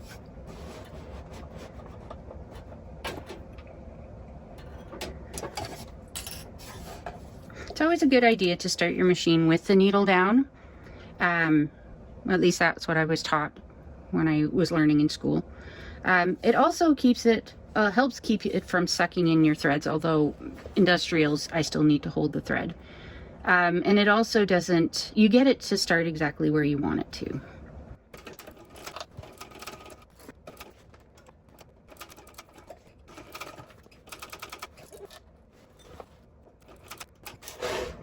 The weight of the bag is pulling it out of alignment. So I'm gonna go off camera and remove some of the last stitches and fix this up, and then we'll be back. So I took all of these stitches out and I've decided to re-add the zipper. I also decided to put some stuff under here, so a couple old cookie tins and a couple other tables that I have for this for this machine. And it does, so far it's made quite a bit of difference having it all on one level. So a flatbed machine in this case would be really nice with a heavy bag.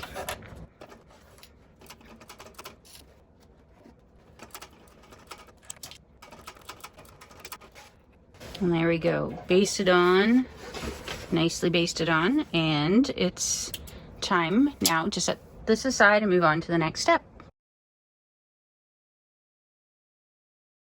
All right, before we get started on the assembling the interior of the bag, I just wanted to mention that I had a change of mind. I had decided at the beginning that I wasn't going to interface my slip pocket piece or the main lining panels, but I changed my mind and I decided to I think it would have worked. It just would have probably been a little baggier. Even if we make sure that it's smaller than the exterior of the bag, it still was loose enough that I think it would flop down in the bag. So I decided to put a woven interface. So I'm using just a woven interfacing on the back of this cotton canvas. So I've done both of the lining pieces, and I've also done the inside of one of the slip pockets, or I did the slip pocket. I didn't figure the zipper pocket really needed it, and I think that's all of the pieces for the lining. Anyways, we are going to move on to putting the lining together. Right, the first part of the lining we're going to do is work on the slip pocket. So we have this piece that's, you know, longer this way than it is wide, and we want to take right sides together, flip it up. I'm going to clip along the bottom,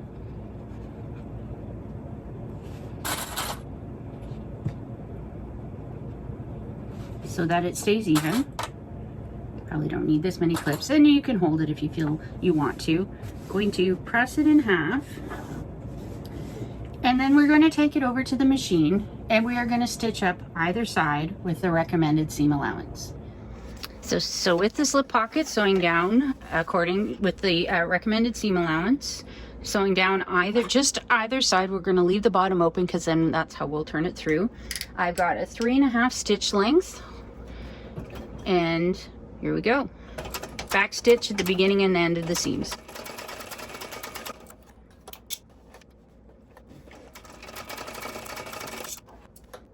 Now I'm going to trim the seam allowances down to about 1/4 inch. I'm going to take a little bit more off at that corner. Same with this side.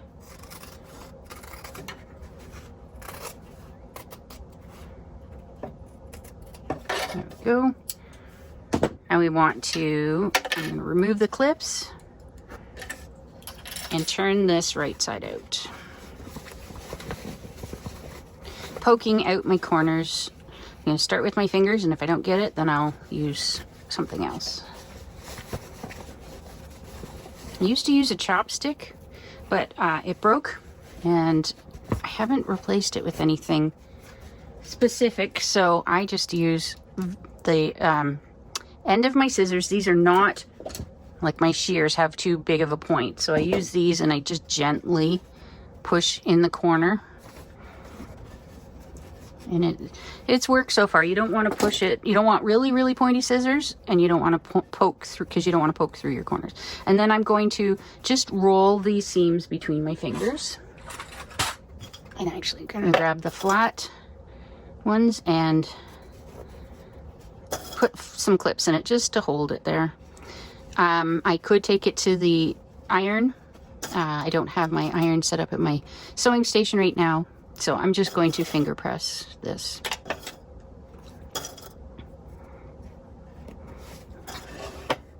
And the other side. You can run your finger along the seam on the inside if that helps.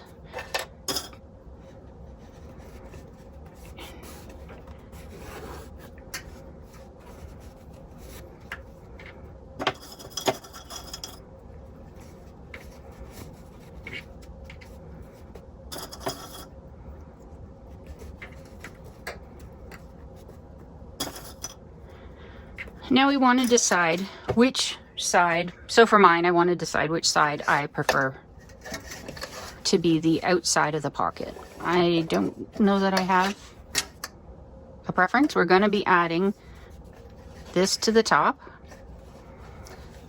of the pocket, so I think I'll just stick with this one. I noticed I have a few fuzzies on my strip, so I'm just going to take the lighter, and with the bottom part of the flame, I'm just going to go along and melt anything that's fraying.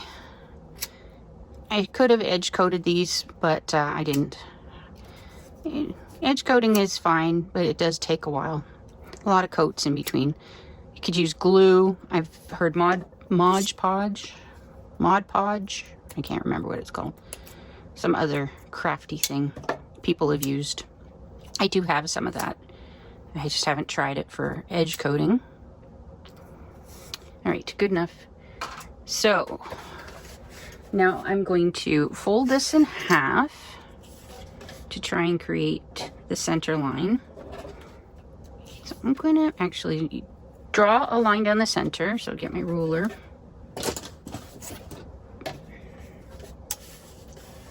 Just going to draw a line down the center, and I'm going to put some glue on and at least glue one side. It just makes it a little easier to keep it in place. I'm going to use clips as well, but you can use double-sided tape if that's what you want. Me and double-sided tape aren't getting along so well these days. None of my machines, touch wood, have had any problem with the beacon glue, so I'll just use it. So I'm going to take my slip pocket now, and I'm going to align the back part just down, not right on the line, just down from the line, about, you know, 1/8 of an inch or so that when we fold this over, there's room for it to fold over. And now I'm just going to stick some clips in it. I can probably take them off the side now.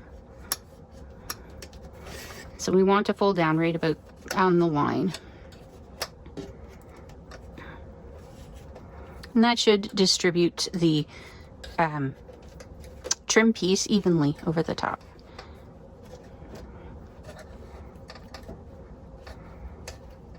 Okay, move these. So now we want to sew it on, make sure it's even. Sew it on with approximately a 3/8 inch seam allowance. So that would be basically top stitching along this edge.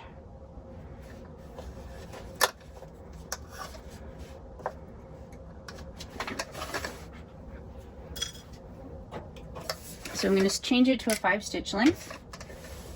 Put it under my presser foot, needle down.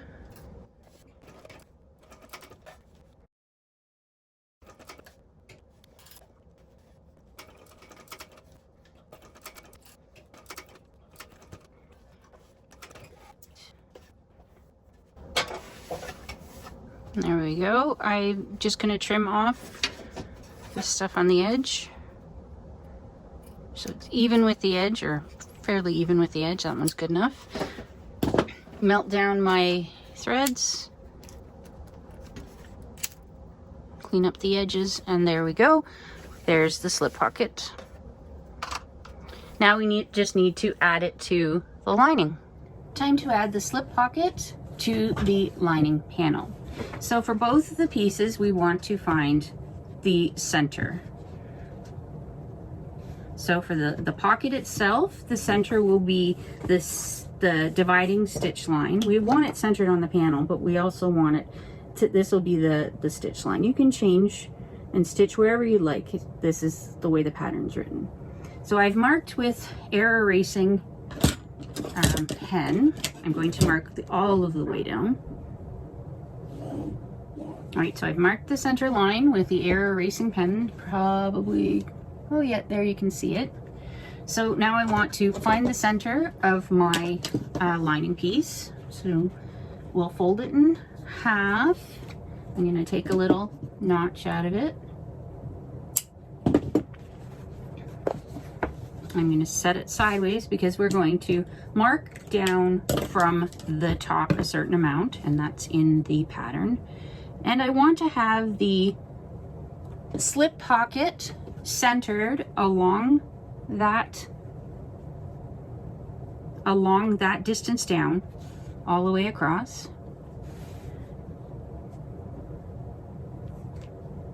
So that's where I want it.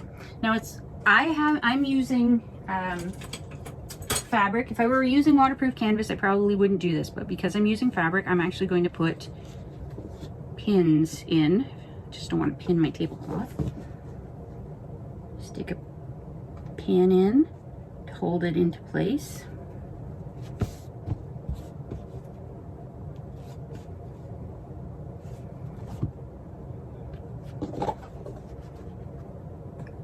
And this should hold it while I move over to the sewing machine.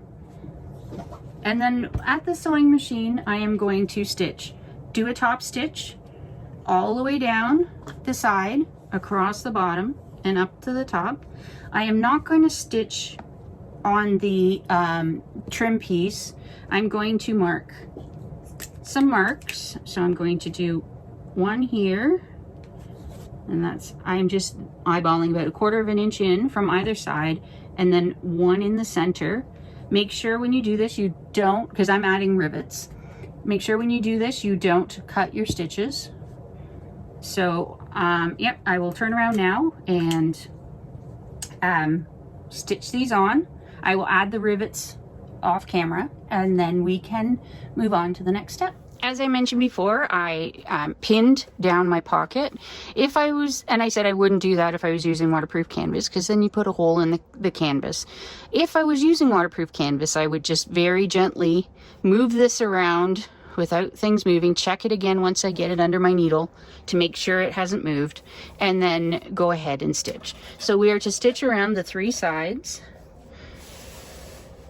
The 2 sides in the bottom. I am going to start just below, I got it set on a 5 stitch lengths, just below the trim piece, and do a stitch or 2 and back stitch, because we want it to stay in, but I'm also going to be putting rivets. So I'm going to continue to stitch around the whole thing with 1/8 of an inch seam allowance at a top stitch length.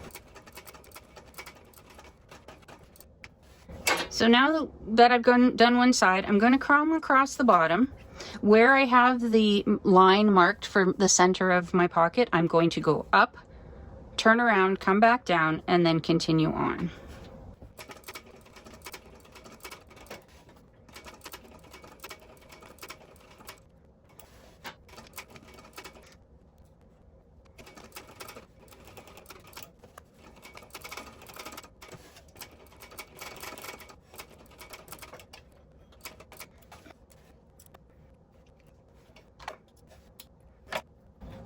And as I mentioned before, I'm going to be putting rivets on.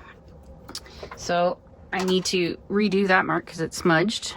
But yeah, I'm going to put one on each side and one in the center. And I will do that off camera because you've seen me put rivets in. And then we can move on to the next step. All right, so I've added the rivets to each side in the center. And I've added some Decaville Heavy and some Peltex. I ran out of Decaville Heavy, so I used Peltex. And what I did for the back of these, since I'm dealing with fabric and I don't have any fray check handy, I actually used my Beacon 3-in-1 to put glue around the either the Peltex or the Decaville Heavy. Put a hole in it, put the glue around, stuck it on face down so that the glue gets onto the fabric, and then put the cap on the rivet.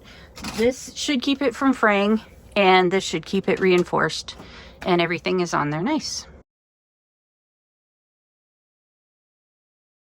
So adding the zipper pocket to the one, so pick a lining panel, the opposite one to the one that you've put your slip pocket on we will be putting the zipper pocket. So I selected this panel. We need to fold it in half, and don't forget the short side here is actually for the top. So I'm going to fold it at the top, along the top, evenly, and then I am going to mark the center. And in this case, I'm just going to take a little snip out of it. So I've marked the center of my lining piece, and then I'm going to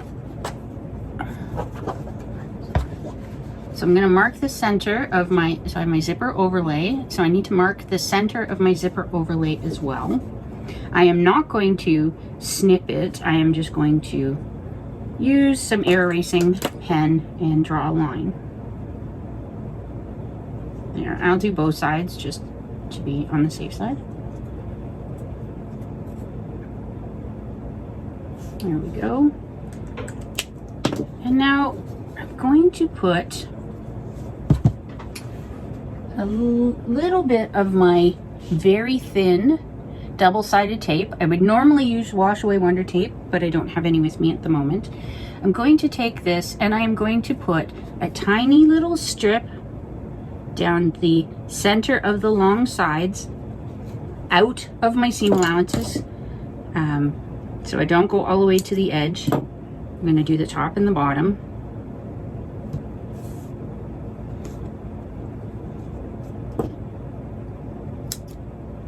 There we go. And now I'm going to measure down from the top in the center approximately what it says in the pattern. So I want to center the overlay. I guess it would help if I actually put the center on the outside so I could see it. So again, using air erasing pen, I'm going to mark it on the outside so I can actually see it when I flip it over. You could use a silver marking pen, doesn't really matter. So I'm marking the center, using the center as the guide down. I'm marking according to the pattern instructions. So yeah, it'll go about there. I'm going to flip over, peel the tape from the back of this side, and then put it down so that the centers match and that it lines up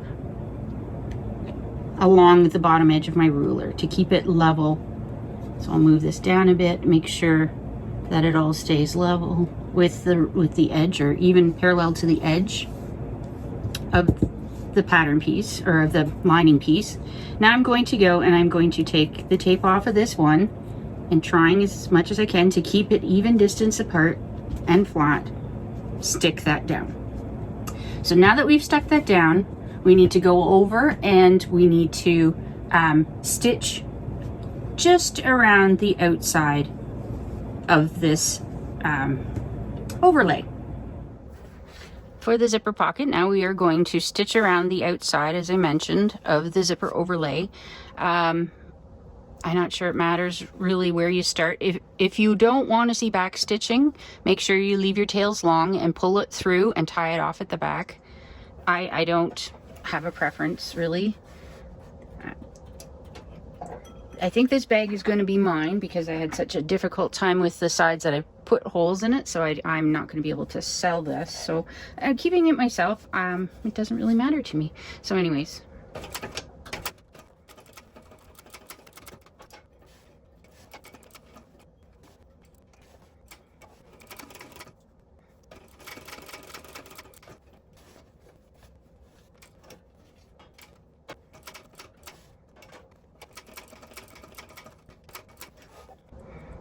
Trimming it off right at the last stitch there, right at the overlay.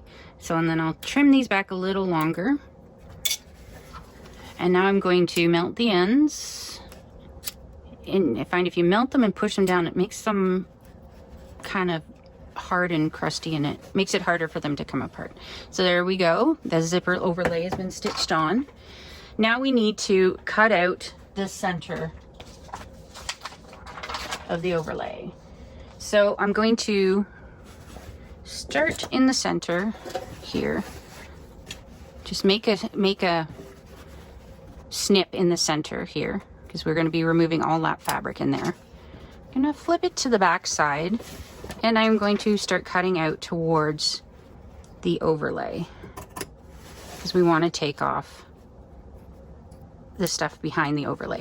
Now I may need to go around the overlay, and this is one of the reasons I like to use wash away wonder tape. It peels away a little easier, because now I'm going to have to just cut along that tape and hope I don't cut the overlay. So we want to cut away the inside of this, all the fabric in here.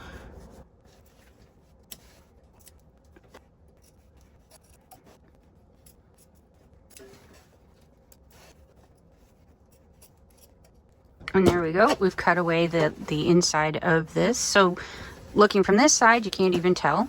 It looks nice and neat and clean. So I'm going to put this aside for a few minutes, and we need to work on the interior part of the pocket. So we've got it. It's kind of like the slip pocket, just longer here than it is wide.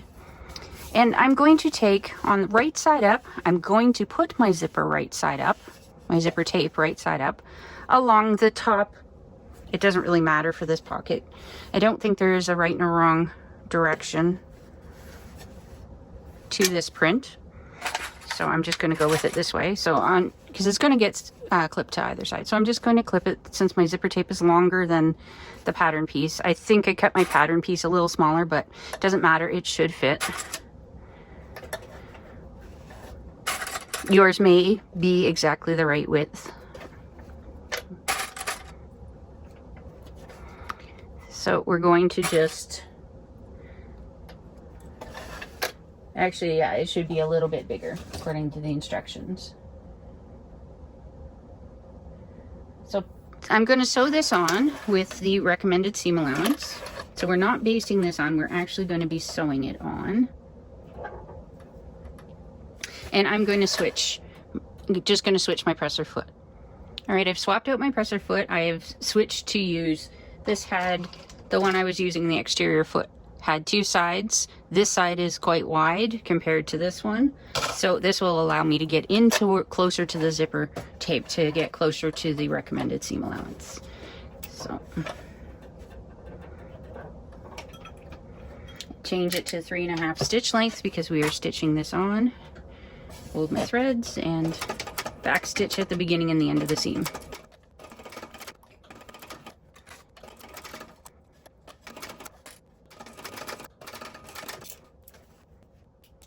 Alright, now we've got this on, and yes, that looks weird, but this is actually correct. So you want to have the, when you flip the zipper to be right side up, you want to see the exterior or the wrong side of the zipper lining piece, because when you open the zipper to look in, then you will see, because this piece will come up here, you open it up, you will see the nice print on the inside. So now that we have this folded up, I'm going to move it over so that my edges match, and then clip it in place and repeat the same, stitching with the same recommended seam allowance all the way along with this piece.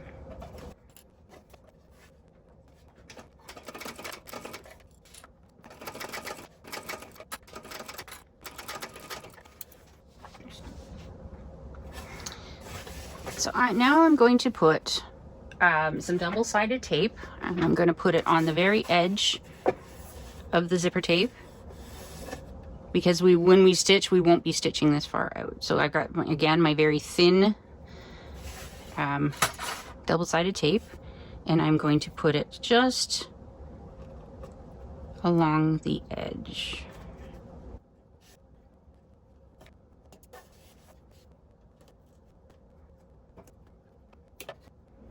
So now that I've added the double-sided tape to my zipper, I am going to put on the zipper slider before I forget.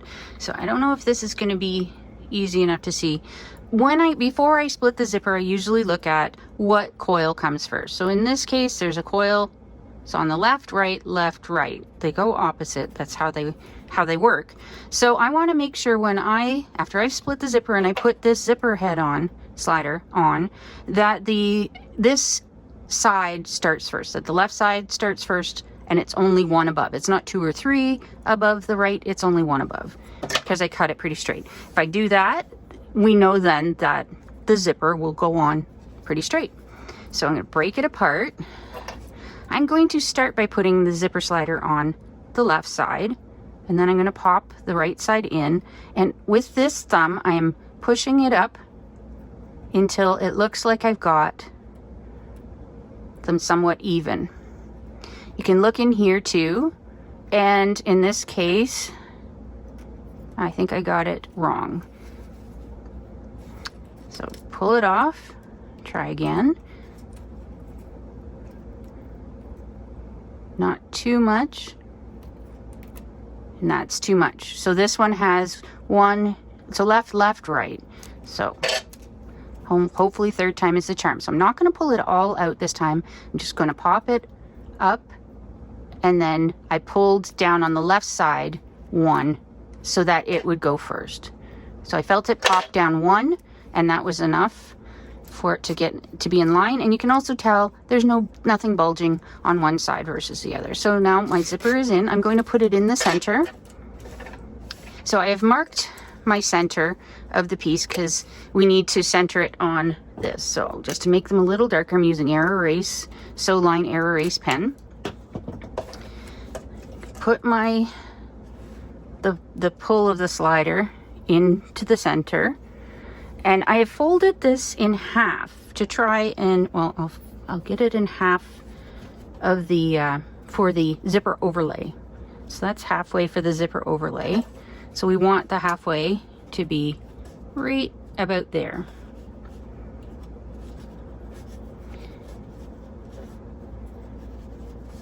All right, so about there. Now this zipper overlay is actually cut a little wider than I'm used to. It's got quite the large opening. So we want to make sure, so that's in the center, we want to make sure that we're centered in this zipper box. So I think it's not bad. I'm going to flip up the top, try and hold the bottom down, flip up the top, take my tape off, and then try to position the overlay down so that it's covering up. I would like it to cover up my stitches, and then just give it a gentle press down. So I want it pretty even along the zipper tape, hiding as much of the teeth of the stitches as I can below. And then I will move to the other side. So move the pull for the slider out of the way, flip this up, take the tape off, and then reposition back down. And we want, again, to try and cover up the stitches and keep it approximately the same distance away from the coils as possible. In there. So now I'm going to stitch around. I need to stitch around the zipper box. With doing the pocket this way, we need to do it slightly a different way. We can't just stitch around, or that will stitch the pocket closed. So the first thing we're going to do, move that out of the way, I am going to take all of the pocket and flip it up. Put it under my needle, and I'm going to stitch along the very bottom of the overlay, making sure that I've got it on a 5 stitch length. I will just stitch from, I'm just going to stitch it from a little bit back further, about 1/8 of an inch back, and all the way to about 1/8 of an inch past this corner. So it's just one straight line.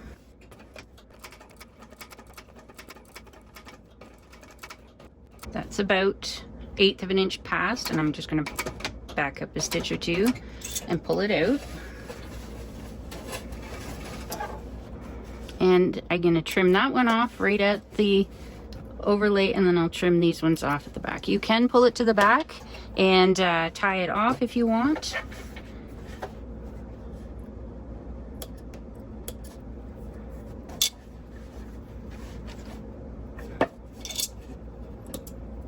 I'm just going to melt the threads. Lots of threads right here. This is where we ended. So now this is what our panel looks like. So we got the pockets up. We have stitched across the bottom. Now we can take the pocket, put it down flat, and we can, how am I going to do this?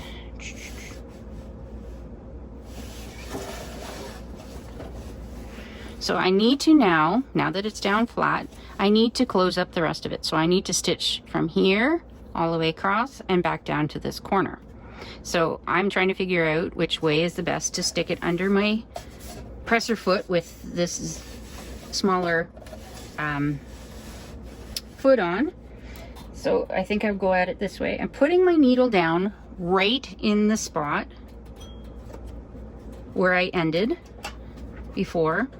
I'm going to continue on from there. So all the way up.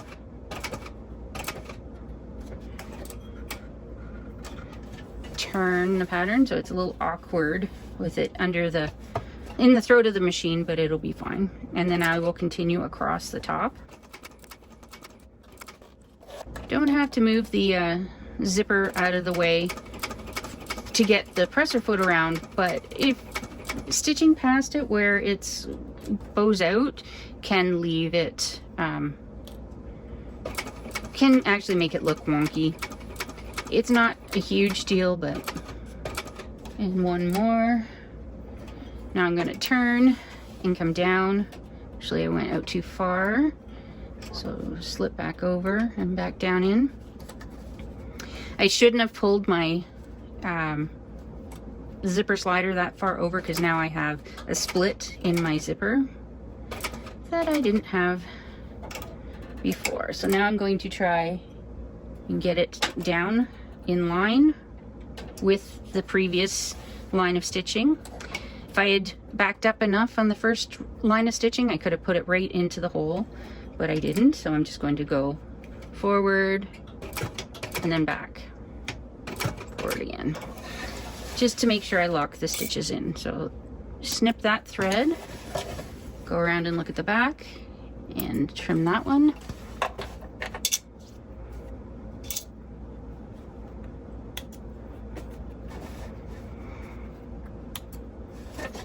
So I'm going to clean up any threads I left on this side.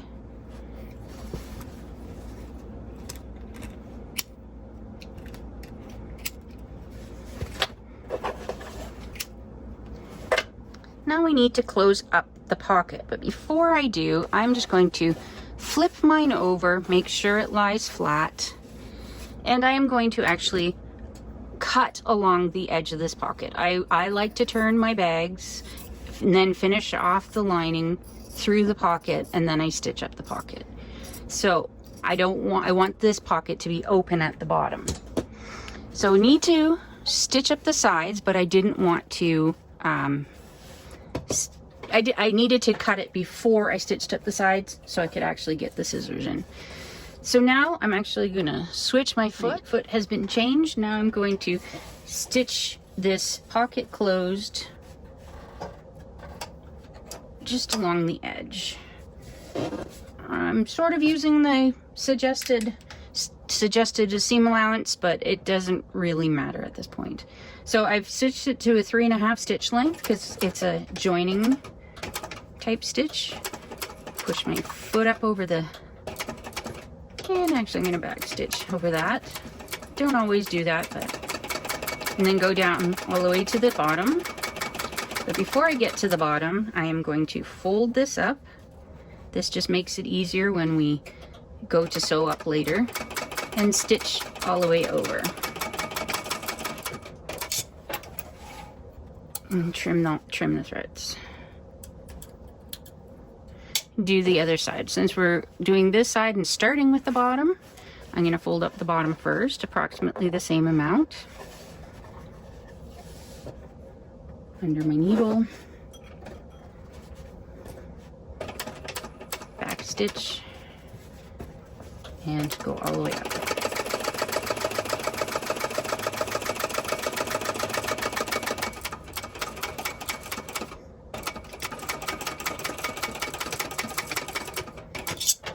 And pull it out.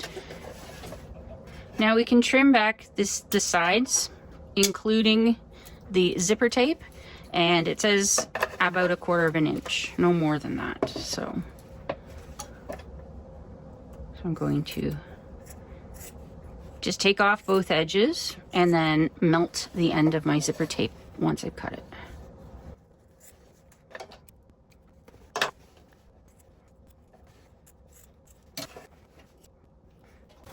And last thing for the pocket, I am going to open it up, and where we sewed it, I'm just going to flip it out. So by flipping it over like this, it ends up helping. You can just pull on the corners. You've got a little bit of a seam pressed in here. It just helps neaten up the bottom edge of this pocket. And now we can put this is the zipper pocket, and the zipper pocket's open for later. So I'm going to leave it half open just so that it stays out of the way. We can set this one aside. All right, so now it's time to sew up the lining of the bag. So I have the slip pocket side and the zipper pocket side, and I'm going to put them face together, making sure to keep the top at the top, match up these corners, and clip along these short edges of the side.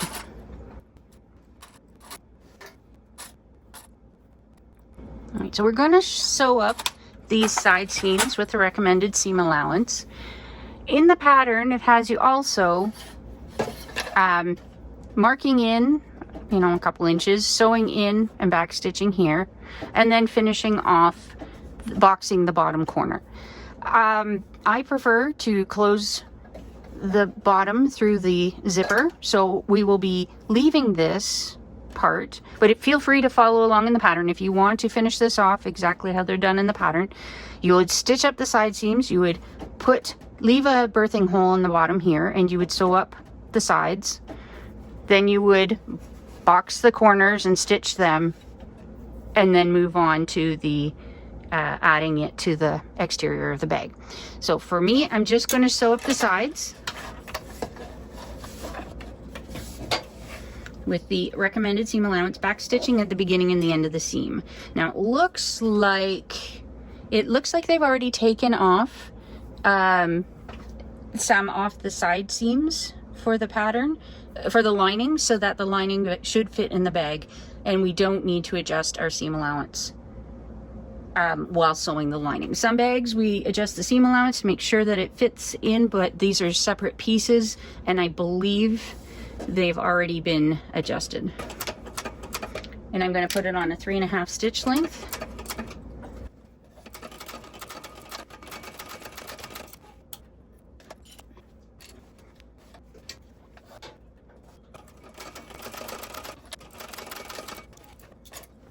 All right, there we go. I'm going to press these seams open a little bit. I was thinking of cutting it off, but it doesn't suggest to, so I'm not going to trim off any excess right now. If we press them open, it should be okay. So I'm going to turn this piece, the lining piece, right side out. And actually, I think I'm going to switch the camera angle or the camera position. So, and do this at the table because we'll be trying to clip the exterior, fit this inside the exterior of the bag and clip it all the way around. And I think it'll be a little easier on the table. All right, it's time now to put the finished lining inside the finished exterior of the bag. Hopefully there's enough, hopefully you can see this. So I've got the exterior of the bag inside out, and I'm put the lining of the bag right side out. I'm going to slip one of the lining inside the exterior, and I want to make sure, I prefer to have the zipper, the interior zipper at the back of the bag. So when you're carrying it front way, so usually you carry it with the front out, you have the zipper pocket closest to your body. So I would like to put the zipper pocket at the back of the bag. So the front of my bag has the my label on it. So I'm going to put it in so that the zipper is opposite that. So put it in this way. Tuck it in, and then hopefully the marks are still there. I can see a mark on this side. I'm just going to make it darker. Hopefully the marks are still there for the center. This doesn't look like... Okay, I need to find the center, so I'm just going to fold it in half and find the center of the exterior piece, because I have the centers of the linings. So I'm just going to mark the center of... Yeah. The center of the exterior piece. So I have the centers all marked. The center seam for the sides are there with the where the D-rings are, so we should be good. So I'm going to start on the long side, and I'm going to match up the centers, and I'm going to put a clip in it. Go over to, we want to make sure that where your zippers are, that it's facing down. So we put originally, the pattern suggests, so after I finish the zipper, the pattern suggests to fold the zipper down on itself and then put a clip in it. So that's, I did that. I think I missed recording that part. So anyways, I've got that in there, and you can actually, if it's if it's easier to work around, you could even pin just the zipper down, sort of like we do when we do the 90-degree turn. So I'm just going to put a pin in it to hold it down. We might make sure that we've tucked our zipper tape in between the lining and the exterior. So I'm going to start in the center. I've already started in the center. I'm going to clip all the way out to the side.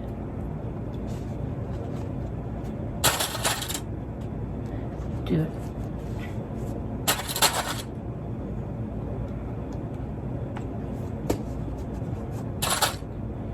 I'm going to flip it around, pull the lining up, actually do the same thing to the zipper on this side. I'm going to put a pin in it just to make sure it stays folded over.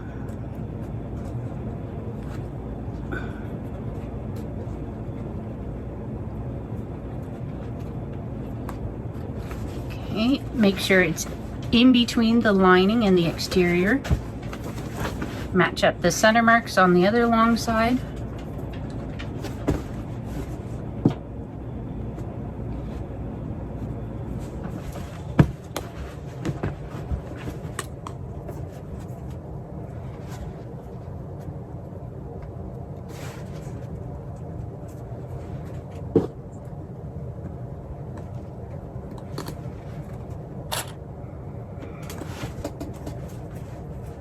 Putting a few extra clips in the sides just helps keep it centered. And now I'm going to move on to the side pieces. So working on the side with the zipper tape, make sure it's down in. Take the center seam for the lining and match it with the center seam. So push the D-ring down out of the way and match up the center seam on the sides. I've butterflied the lining seam, so pushed it open, and now I'm going to clip at the center and work my way out to the corner. Ouch. Matching up the corners of the lining with the corners of the exterior.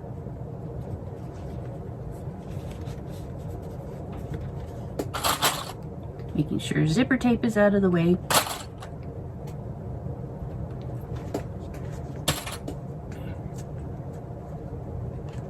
And then do the other side of this, and then flip and do the exact same for the other side of the bag.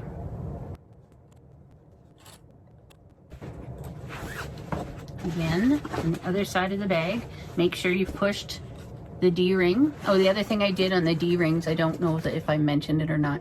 These were moving around a lot, so I put a rivet right in, just under the connector, so that, or under the D-ring, so that it doesn't twist and turn around. So other side, push it down out of the way, matching up the side seams for the lining with the side seams of the exterior. Flip.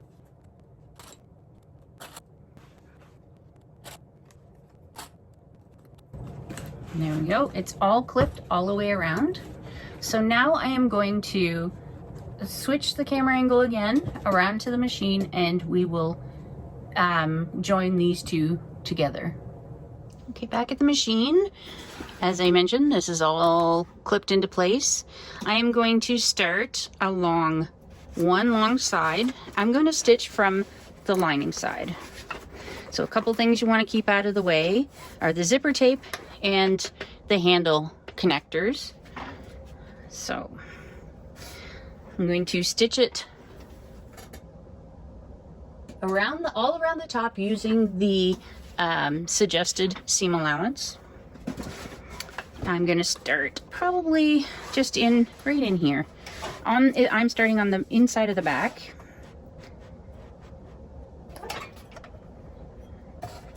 And I've got it set at a 3.5 stitch length. Hopefully you can see this. And I'm just going to go all the way around the bag at this seam allowance, back stitch at the beginning and the ending of the seam.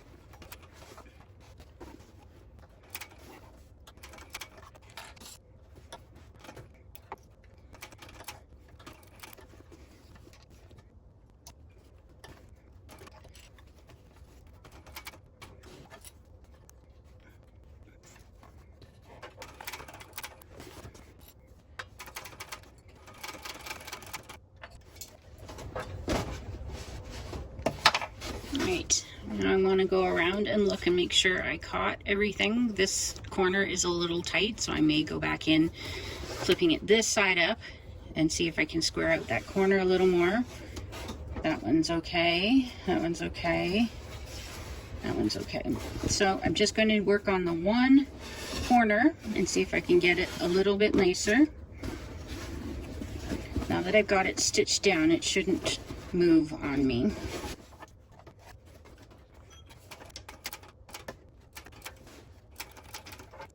There we go.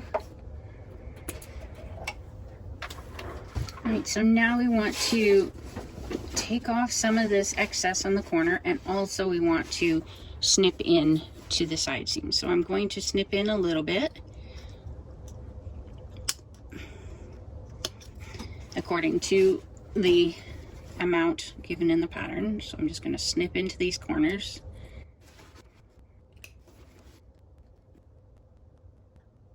Alright, and then I'm going to grab my scissors and I'm going to snip off some of these on the corners just to make it turn a little easier,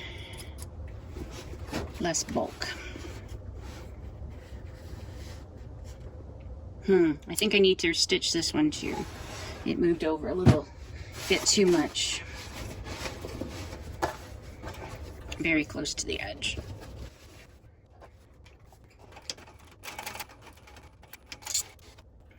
And trim off this corner a bit.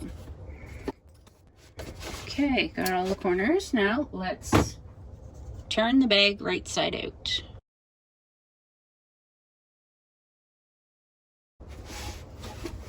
Alright, so we've left a huge opening in the bag because we left the whole bottom open. Or in this situation I did. If you followed the instructions, then you'll have a smaller opening to pull it through. So I'm pulling it through the bag, bottom of the bag. And I'm going to check all my seams again, make sure that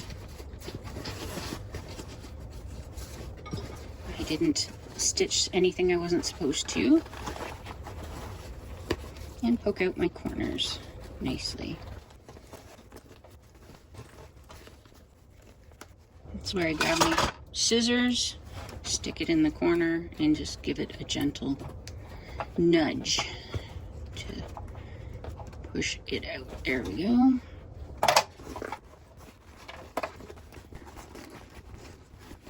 I'm going to switch to the table view so it's a little easier to see. All right, let's continue to turn this bag right side out.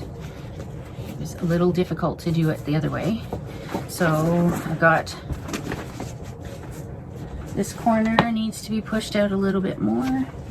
Grab my scissors. And while we're doing this, we want to roll the seam, pull the zipper out from the seam. Just a gentle tug on it, and then push the lining in and push the exterior away from the zipper coils. And roll the seams where the zipper isn't. Make sure that you roll them so that they're pretty even. I'm going to start clipping all the way around,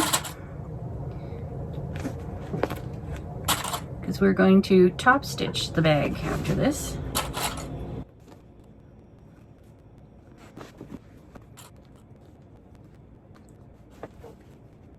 If you need to stick your hand inside and run your fingers or the tip of it, like the end of a pen or something, along the seam to help push it out, you can go ahead and do that. This seems to be coming out pretty well. It also helps to push the lining down into the bag.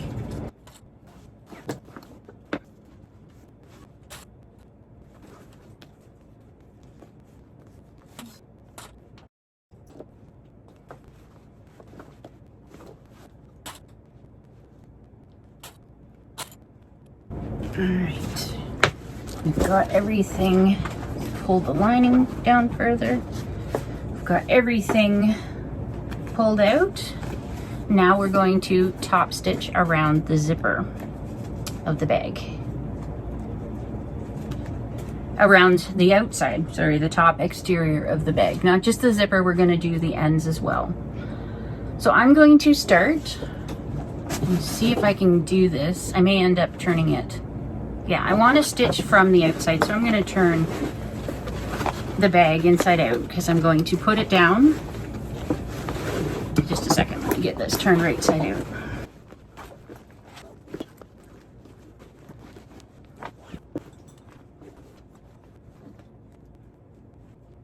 So I prefer my top thread from my machine. Bottom, I think I still have a few tension issues. So I want to top stitch on the outside of the bag, and I want my top needle, like my needle thread here, not the bobbin thread. So I'm going to start at the butt end, which is the end for me that has the tails long.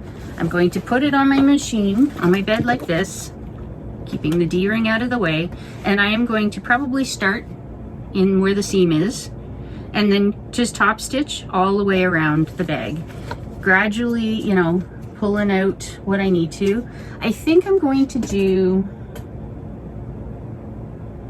a 1/4 inch seam allowance. I think the 1/8 of an inch might be too tricky to keep consistent on such a big bag for my machine. So, and actually the that's what it suggests in the pattern. So I'm going to start on the butt end, so the end with the tails long for the zipper. I'm going to start on that, go all the way around and stop there. I'm not going to back stitch. I'm going to leave my tails long so that I can pull it through and tie it off and then hide it. I'll show you how I hide the threads in the seam. So switching around to the table sewing machine view, and then we'll continue.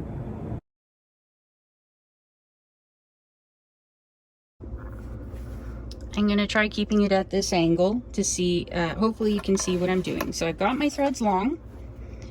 I'm moving some clips out of the way. And as mentioned, I'm going to be putting my needle down in the join. So actually I'm going to put that up.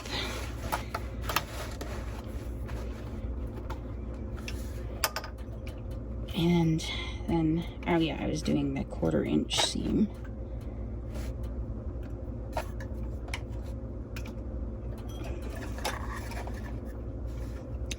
And now just keep going with a 1/4 inch seam allowance all the way around. And on a 5 stitch length, don't want to forget that. Take it nice and slow, adjust as you need to, and it's not a race. So.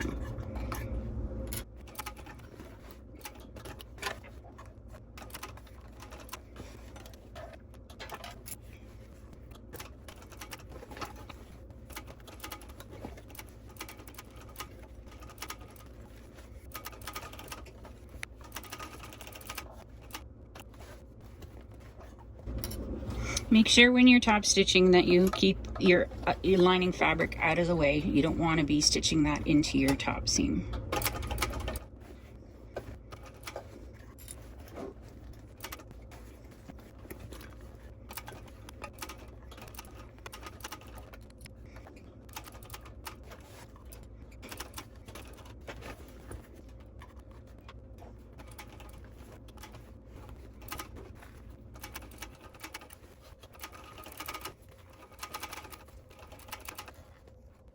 So since my long threads are getting in the way, I am actually going to pull. So I pulled on the bottom inside, the one on the lining side, till I got a loop, and I'm grabbing the loop and bringing it so the top thread to the inside. So now I'm just going to try and keep those out of the way while I finish the rest of this top stitching.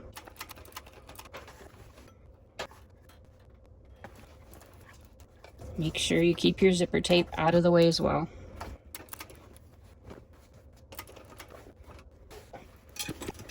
And now as I come back across this last little bit, I will be stopping again where I started in that same spot, and I will pull out the threads long.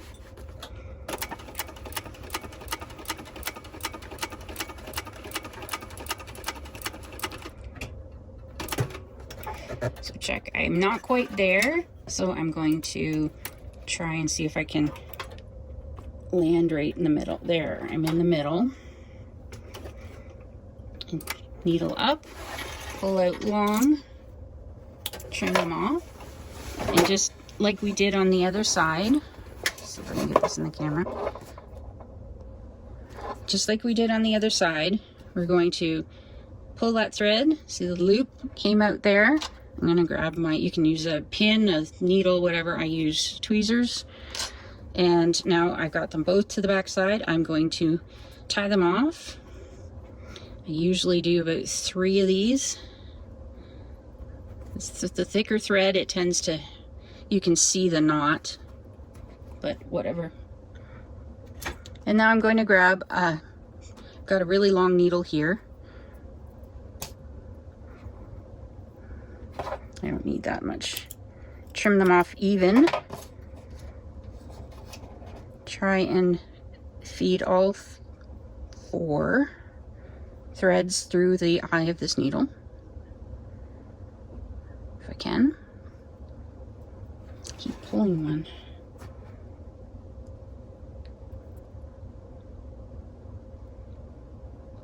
Okay, so I got all but one. I can do that one after. So I got these ones. I'm just going to put my needle in just below and just stick it in, put my hand inside, find the needle, and pull it straight down. Came off, so I'll go in and look. There's the threads, pull them down. Do the same for the last thread. You can do them individually, you can try and do them all at once, split them in twos, doesn't really matter. As it's just the whole point of getting them inside the bag. And if you leave them long inside the bag, then it's less chance of it coming out. So there, I do have a little bump. I could have put them all through and then tied it inside since I have access, but this works too. So on the outside then, you can't really see the join. All right, so that's all done. Time to move on to the next part. Now it's time to turn the bag right side out. So we've done the top stitching. So I'm just gonna put my hand inside the bag, the other one pushing it in to my hand, and then pull it through.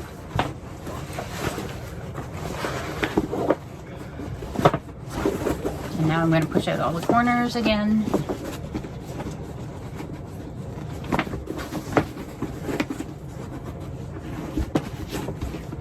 Here we go. Push out all the edges of the sides, the base.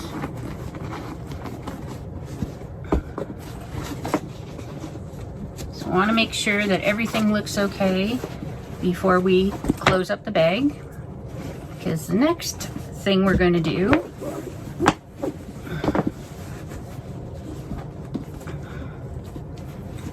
is close up the bag. So we've got the zipper pocket in here. I'm going to reach in and pull out the pocket, and now I'm going to reach back in, and the base bottom of the bag that we haven't finished, I'm going to grab both sides. So there we go, grab both sides and pull them through the zipper pocket. Pull it all out like this. So there's the corners, there's the side seam, get it all flat. Pretty good sized pocket so we can get most of it out. So I'm just going to pull it a little taut. I guess we could have marked the centers on it, but I didn't. So I'm just going to start clipping the edge from the sides. So you can clip in the side too to hold it. So that when you go to straighten that out, everything holds nicely. So I'm just going to clip along this long edge.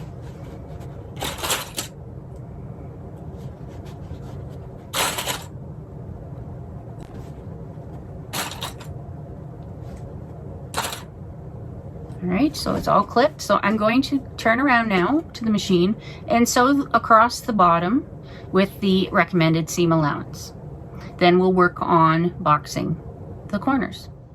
All right, closing up the bottom of the bag lining with the recommended seam allowance. I have my machine set to 3.5 stitch length, and I'm going to stitch across this one side to the other, back stitching at the beginning and the ending of the seam.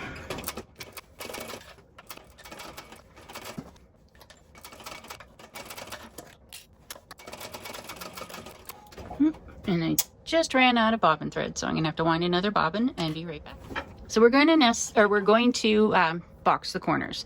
So I'm going to put my fingers in the cutout parts, pull them to the side, and then meet the seams together. I'm going to nest the seams, meaning I'm putting one of the seam allowances to the right and the other one to the left. And you want them to match up so that the edge of one bumps up with the edge of the other on the inside.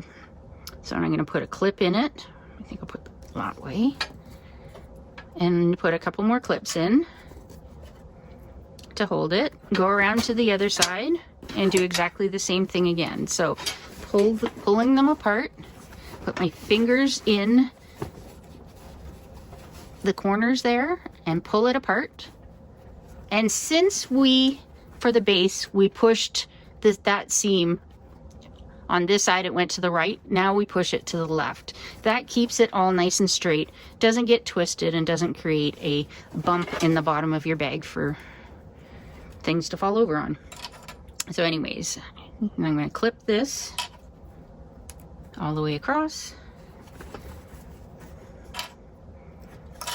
And now I'm going to sew up these seams with the recommended seam allowance.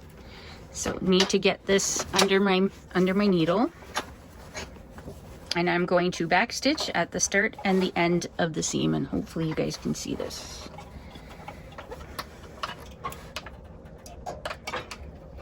And I still have it on a 3.5 stitch length because we are still joining. It's a backstitch at the beginning and the end.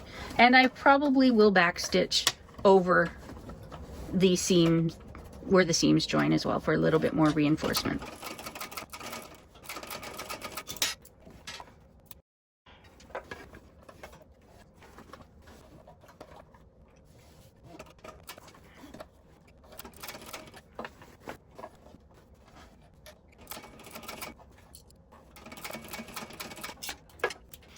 Now that we've got those all stitched, I am going to cut back the seam allowance on just the corners that we just boxed.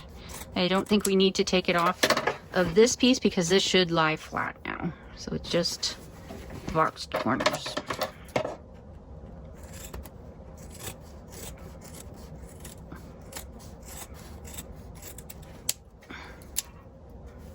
All right, so we've closed the bottom so we can shove it back into the bag. Tuck it back in, looks pretty good. I've got some threads to clean up, I can do that later. Seems to fit nicely. So now I can take the zipper pocket, and where we folded it over, we'll just put our fingers on those two corners and pull, and it helps push the edge of the fabric in. I'm just going to work my way towards the center and put a clip in it. Go back, work my way across. So putting clips along the edge to hold it. Same on this side. You can use flat clips if you want, like the hair clips.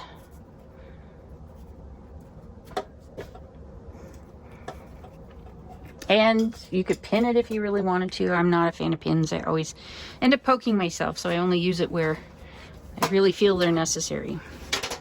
So we're going to put this under the needle. I'm leaving it at my 3.5 stitch length. And I'm going to do 1/8 of an inch. Stitch it closed with 1/8 of an inch seam allowance. Back stitching at the front, at the start and the end of the seam.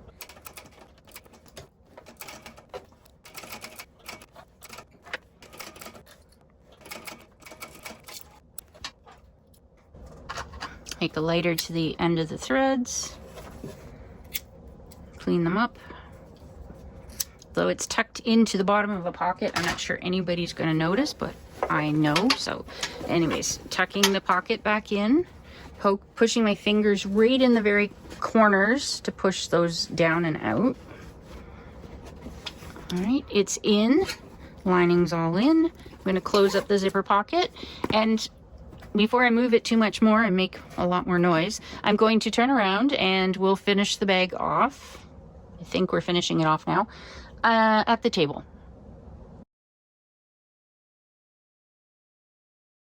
All right, so now that we've got it all stitched together, turned right side out, lining's all finished, we need to put on the zipper slider, so the other rows that I have, and we're going to put on the zipper end. So this little thing that covers the end of the zipper. So I did not take note of where the zipper ended before I separated it.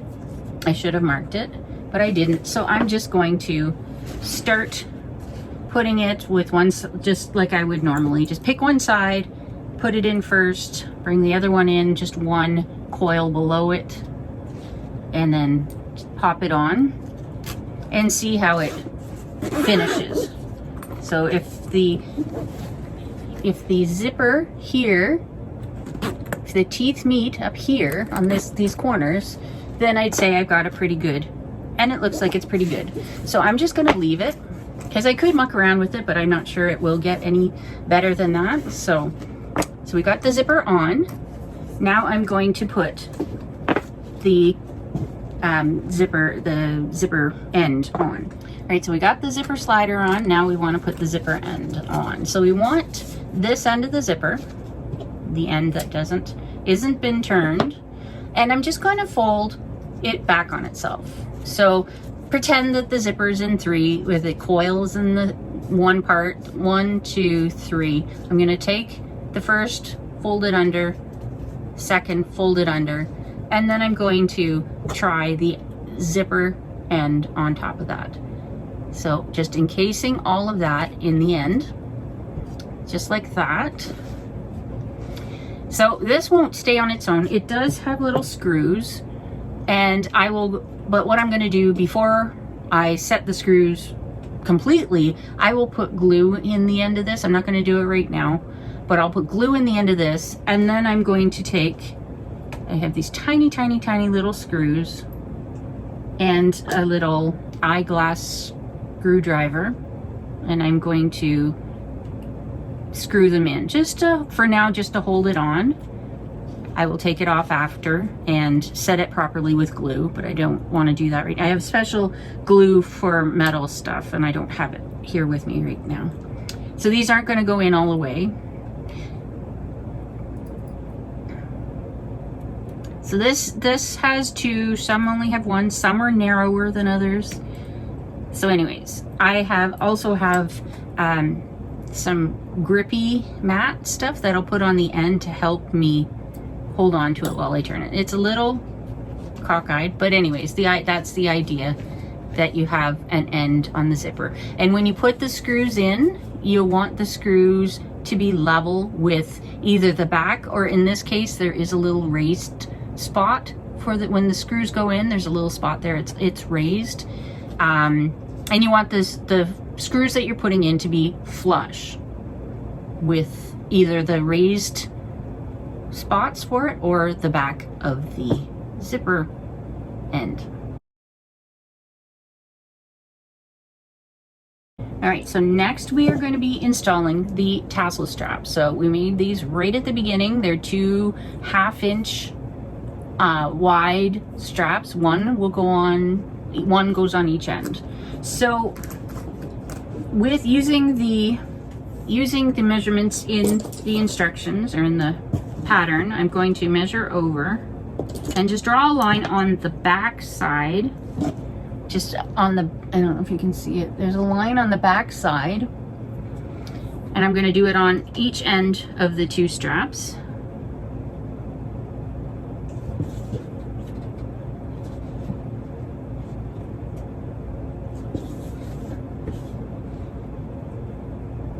So we want, now that we've got the lines drawn on our straps, we want to put them in the D-ring. So I'm going to grab the D-ring. I'm going in from the front, from the main panel of the bag, not the side, from the main panel, and I'm going to put it through so that the D-ring falls right where I made that line, and I'm going to fold it back on itself and put in a clip. Wrap it around the end of the bag, find the other D-ring, put it in from the outside in. We want to make sure that the D-ring lands at the line that we drew, and then I'm going to put a clip. The other way to make sure that you've got enough is to measure the overlap. So yeah, maybe a little bit off. A little bit more. There we go. Measure the overlap. So there's one side. I'm going to do the same for the other. So there's the strap on that end. Flip out the end. So I've got the strap on that end. Now I'm going to turn it around and do it for this side. So again, I've got the lines marked. I'm going from, so with the right sides facing. So I'm putting the right side of the strap down on top of the right side of my front panel. I'm putting it in the D-ring, making sure that the D-ring lands on that mark, and then folding this back on itself and putting a clip in it. So when I wrap it around the other side, I still want right sides down. So I want to come around and in like that. So we want to hide this part of the strap. We want to hide the back part of the strap behind the join. So get the D-ring on the line. And there we go. We can double check by measuring and put a clip in it. So now I'm going to make a mark down from the D-ring on the outside of the strap, and I'm going to put a mark. So it's very hard to show right now. So measure down, and then I'm going to put a mark in the center of the strap, and that is where I'm going to put. So I've made my mark. I measured over from the D-ring over, put my mark on it, and now I'm going to punch a hole. That's where I'm going to punch a hole for a rivet. So I'll do that off camera. I'm going to do that for all four off camera, and then come back and show you what I did. All right, so I've added all of the rivets onto here. I found it was easiest to use my rotary hole punch because it's such a small area. It was hard to get under the big hole punch, like my rivet press with the punch on it. I set them with the rivet press, but anyways. So now we've got this side's done, and this side is done. Let's push that out. All right, so grab the handles, and on the wrong side of the handle, so for me, I do have a right side and a wrong side. I like the stitching on this side better than this side. They tell you how much in the pattern to overlap the strap. So that means how much we're folding it back on itself. So what I did after it's through the ring. So what I did is I doubled that and made a line at that point, and that is going to be the line that I folded over to. So then my end result should be exactly the overlap amount. So I've marked this handle all done. I'll just go ahead and mark this handle. So I measure from the end up to double the amount that it says in the pattern. You want to make sure that your final overlap amount is what it says in the pattern. So I've just doubled it. So I'm going to make sure that I've got the right side of the strap. So the side I want out when I'm done, I want to place that against my bag. Then I'm going to put it through from the bottom side of the ring, bring it over and fold it back down on itself. Before I do that, I'm going to take one of my caps and I'm going to put it on the end. Now I'm just doing this as a fit test. I will take these off after, put glue in them and put little screws in them, because there's little, I don't know if you can see on this side, there's little holes for screws. So there's a finished side and then the back side. I'm going to put the back side towards where I have the back side of the strap. So my right side of my strap is down on my bag. So I'm going to put the back side of the strap end towards the back side. So this is the front of my strap, and I have the front of the strap end there. So I'm going to put it in, fold it over so that the strap end matches the line that I drew. I'm going to take a clip, and I'm for now just going to clip them on. I have put where we joined, so this is the fold over side of the strap, this is the join side of the strap. I have put this towards, when it's down like this, it's on the outside. So when you go to carry it, you'll have the nice fold over side showing. So we've got this on, the right side of the strap is facing the bag. I'm going to try and keep it straight, curve it around, and again, still having the right side of my strap against the bag, hold my ring up and put it through my strap through the ring from the bottom up. Grab another strap end, and again, this is the wrong side of my strap, so I'm going to put the wrong side of my strap end facing me.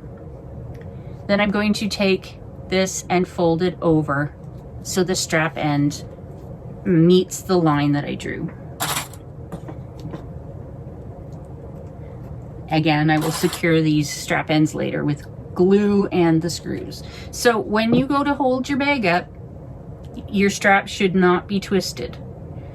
And this way you get to see the nice edge of the strap when it's up. Okay, I'm gonna flip it around, or the handle when it's up. Just flip it around and do exactly the same for the other side, making sure that I put the join side towards the outside. So right side of the strap against the bag, through the connector from the bottom, strap end across the bottom of the strap with the wrong side facing me, fold it over to the line I drew and clip.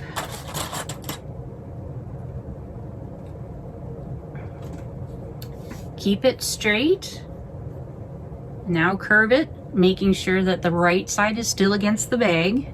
Lift up the hardware, put it in from underneath, put your strap end on, and fold down to the line.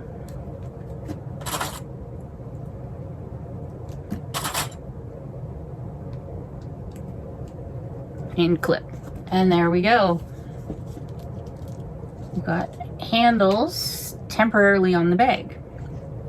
All right, so I went ahead and I've added rivets to one of my handles, and I think you might need to, depending on how deep your strap end is or what your strap end looks like, you may need to overlap by a little more than what it suggests in the pattern.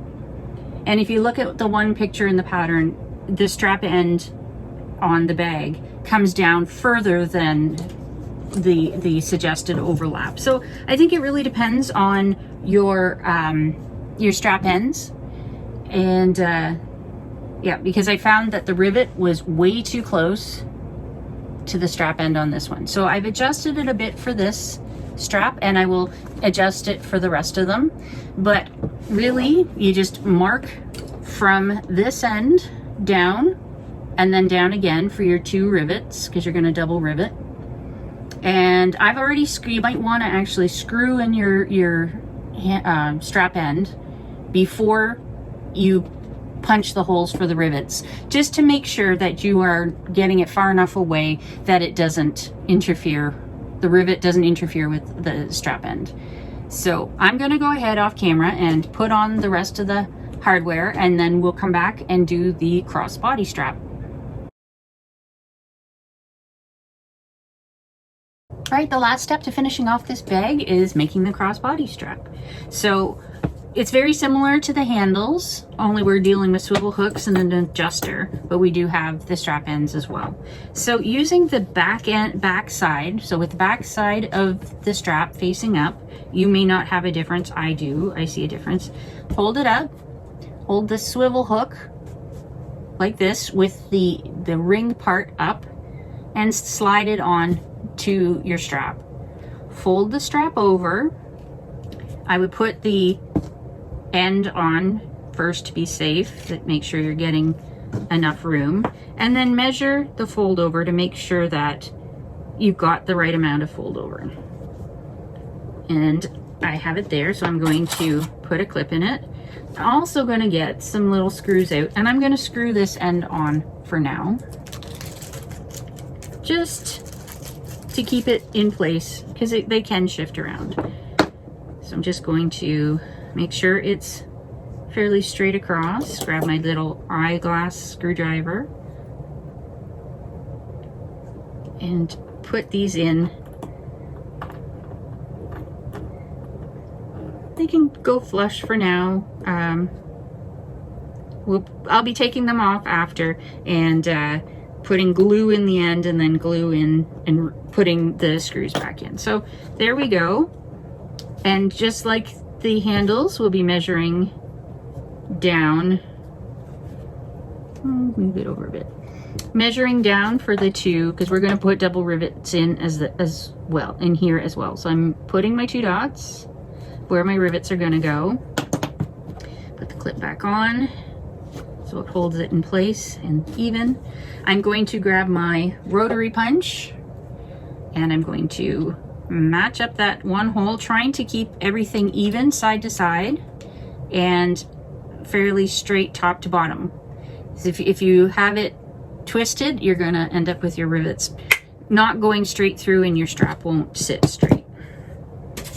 So I'm going to put I have double cap rivets, as I mentioned earlier, and I'm going to put one through one side.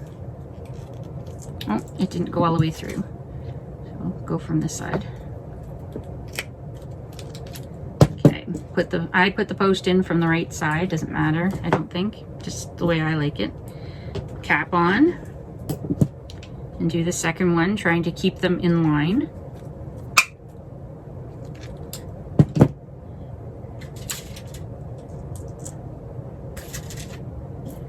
Put the post.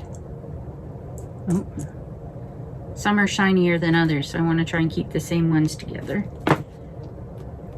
My matte black has some shiny ones in it. So anyways, yeah, that's a little, not quite perfectly lined up. Now I'm going to turn over to my press over here, and I'm going to just press them down.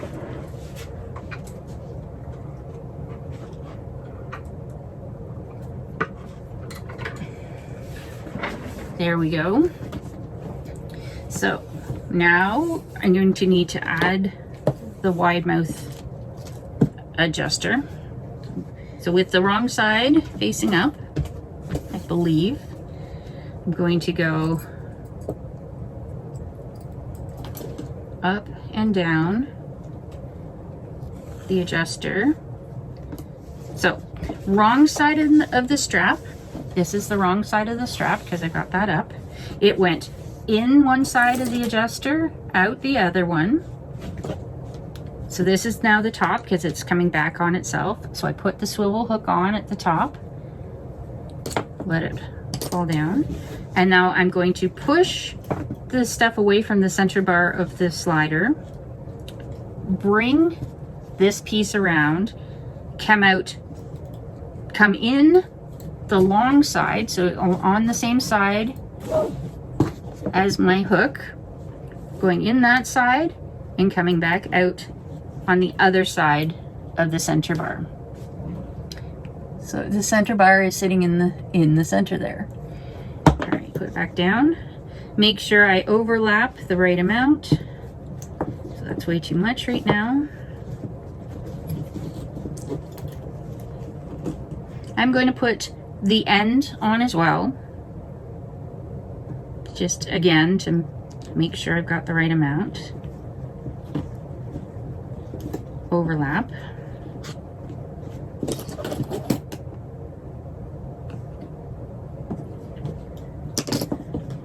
This is a little more fiddly. I think I would have put the one on the slider first. I would have put it around the slider first and done this one at the end. But this is the way the pattern's written. All right, so yeah, we don't overlap as much, looks like. So I'm going to put a mark. Actually, I'm going to punch a hole.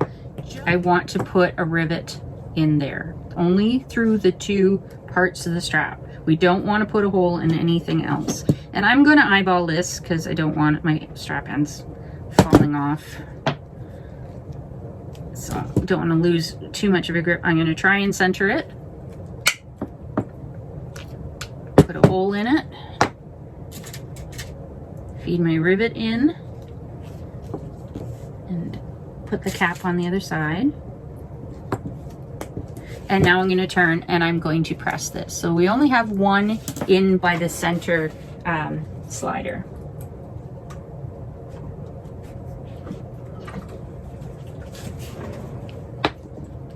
Don't put this strap end on, and we want to make sure that the back of the strap end faces towards the other piece that we just riveted it through. So when we go to pull that out, so we've got a swivel there and a swivel on either end with the strap slider. This isn't a wide mouth one. It was the only one I could get on short notice. So there we have a crossbody strap. I am going to put my screws in it in the end to keep it on for now. I will fix this later. One more.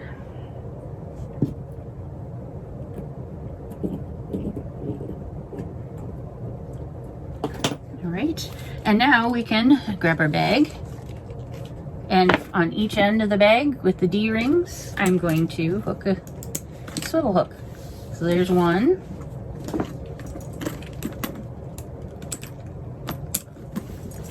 And there's the other one, and there we go. Our finished Windsor bag.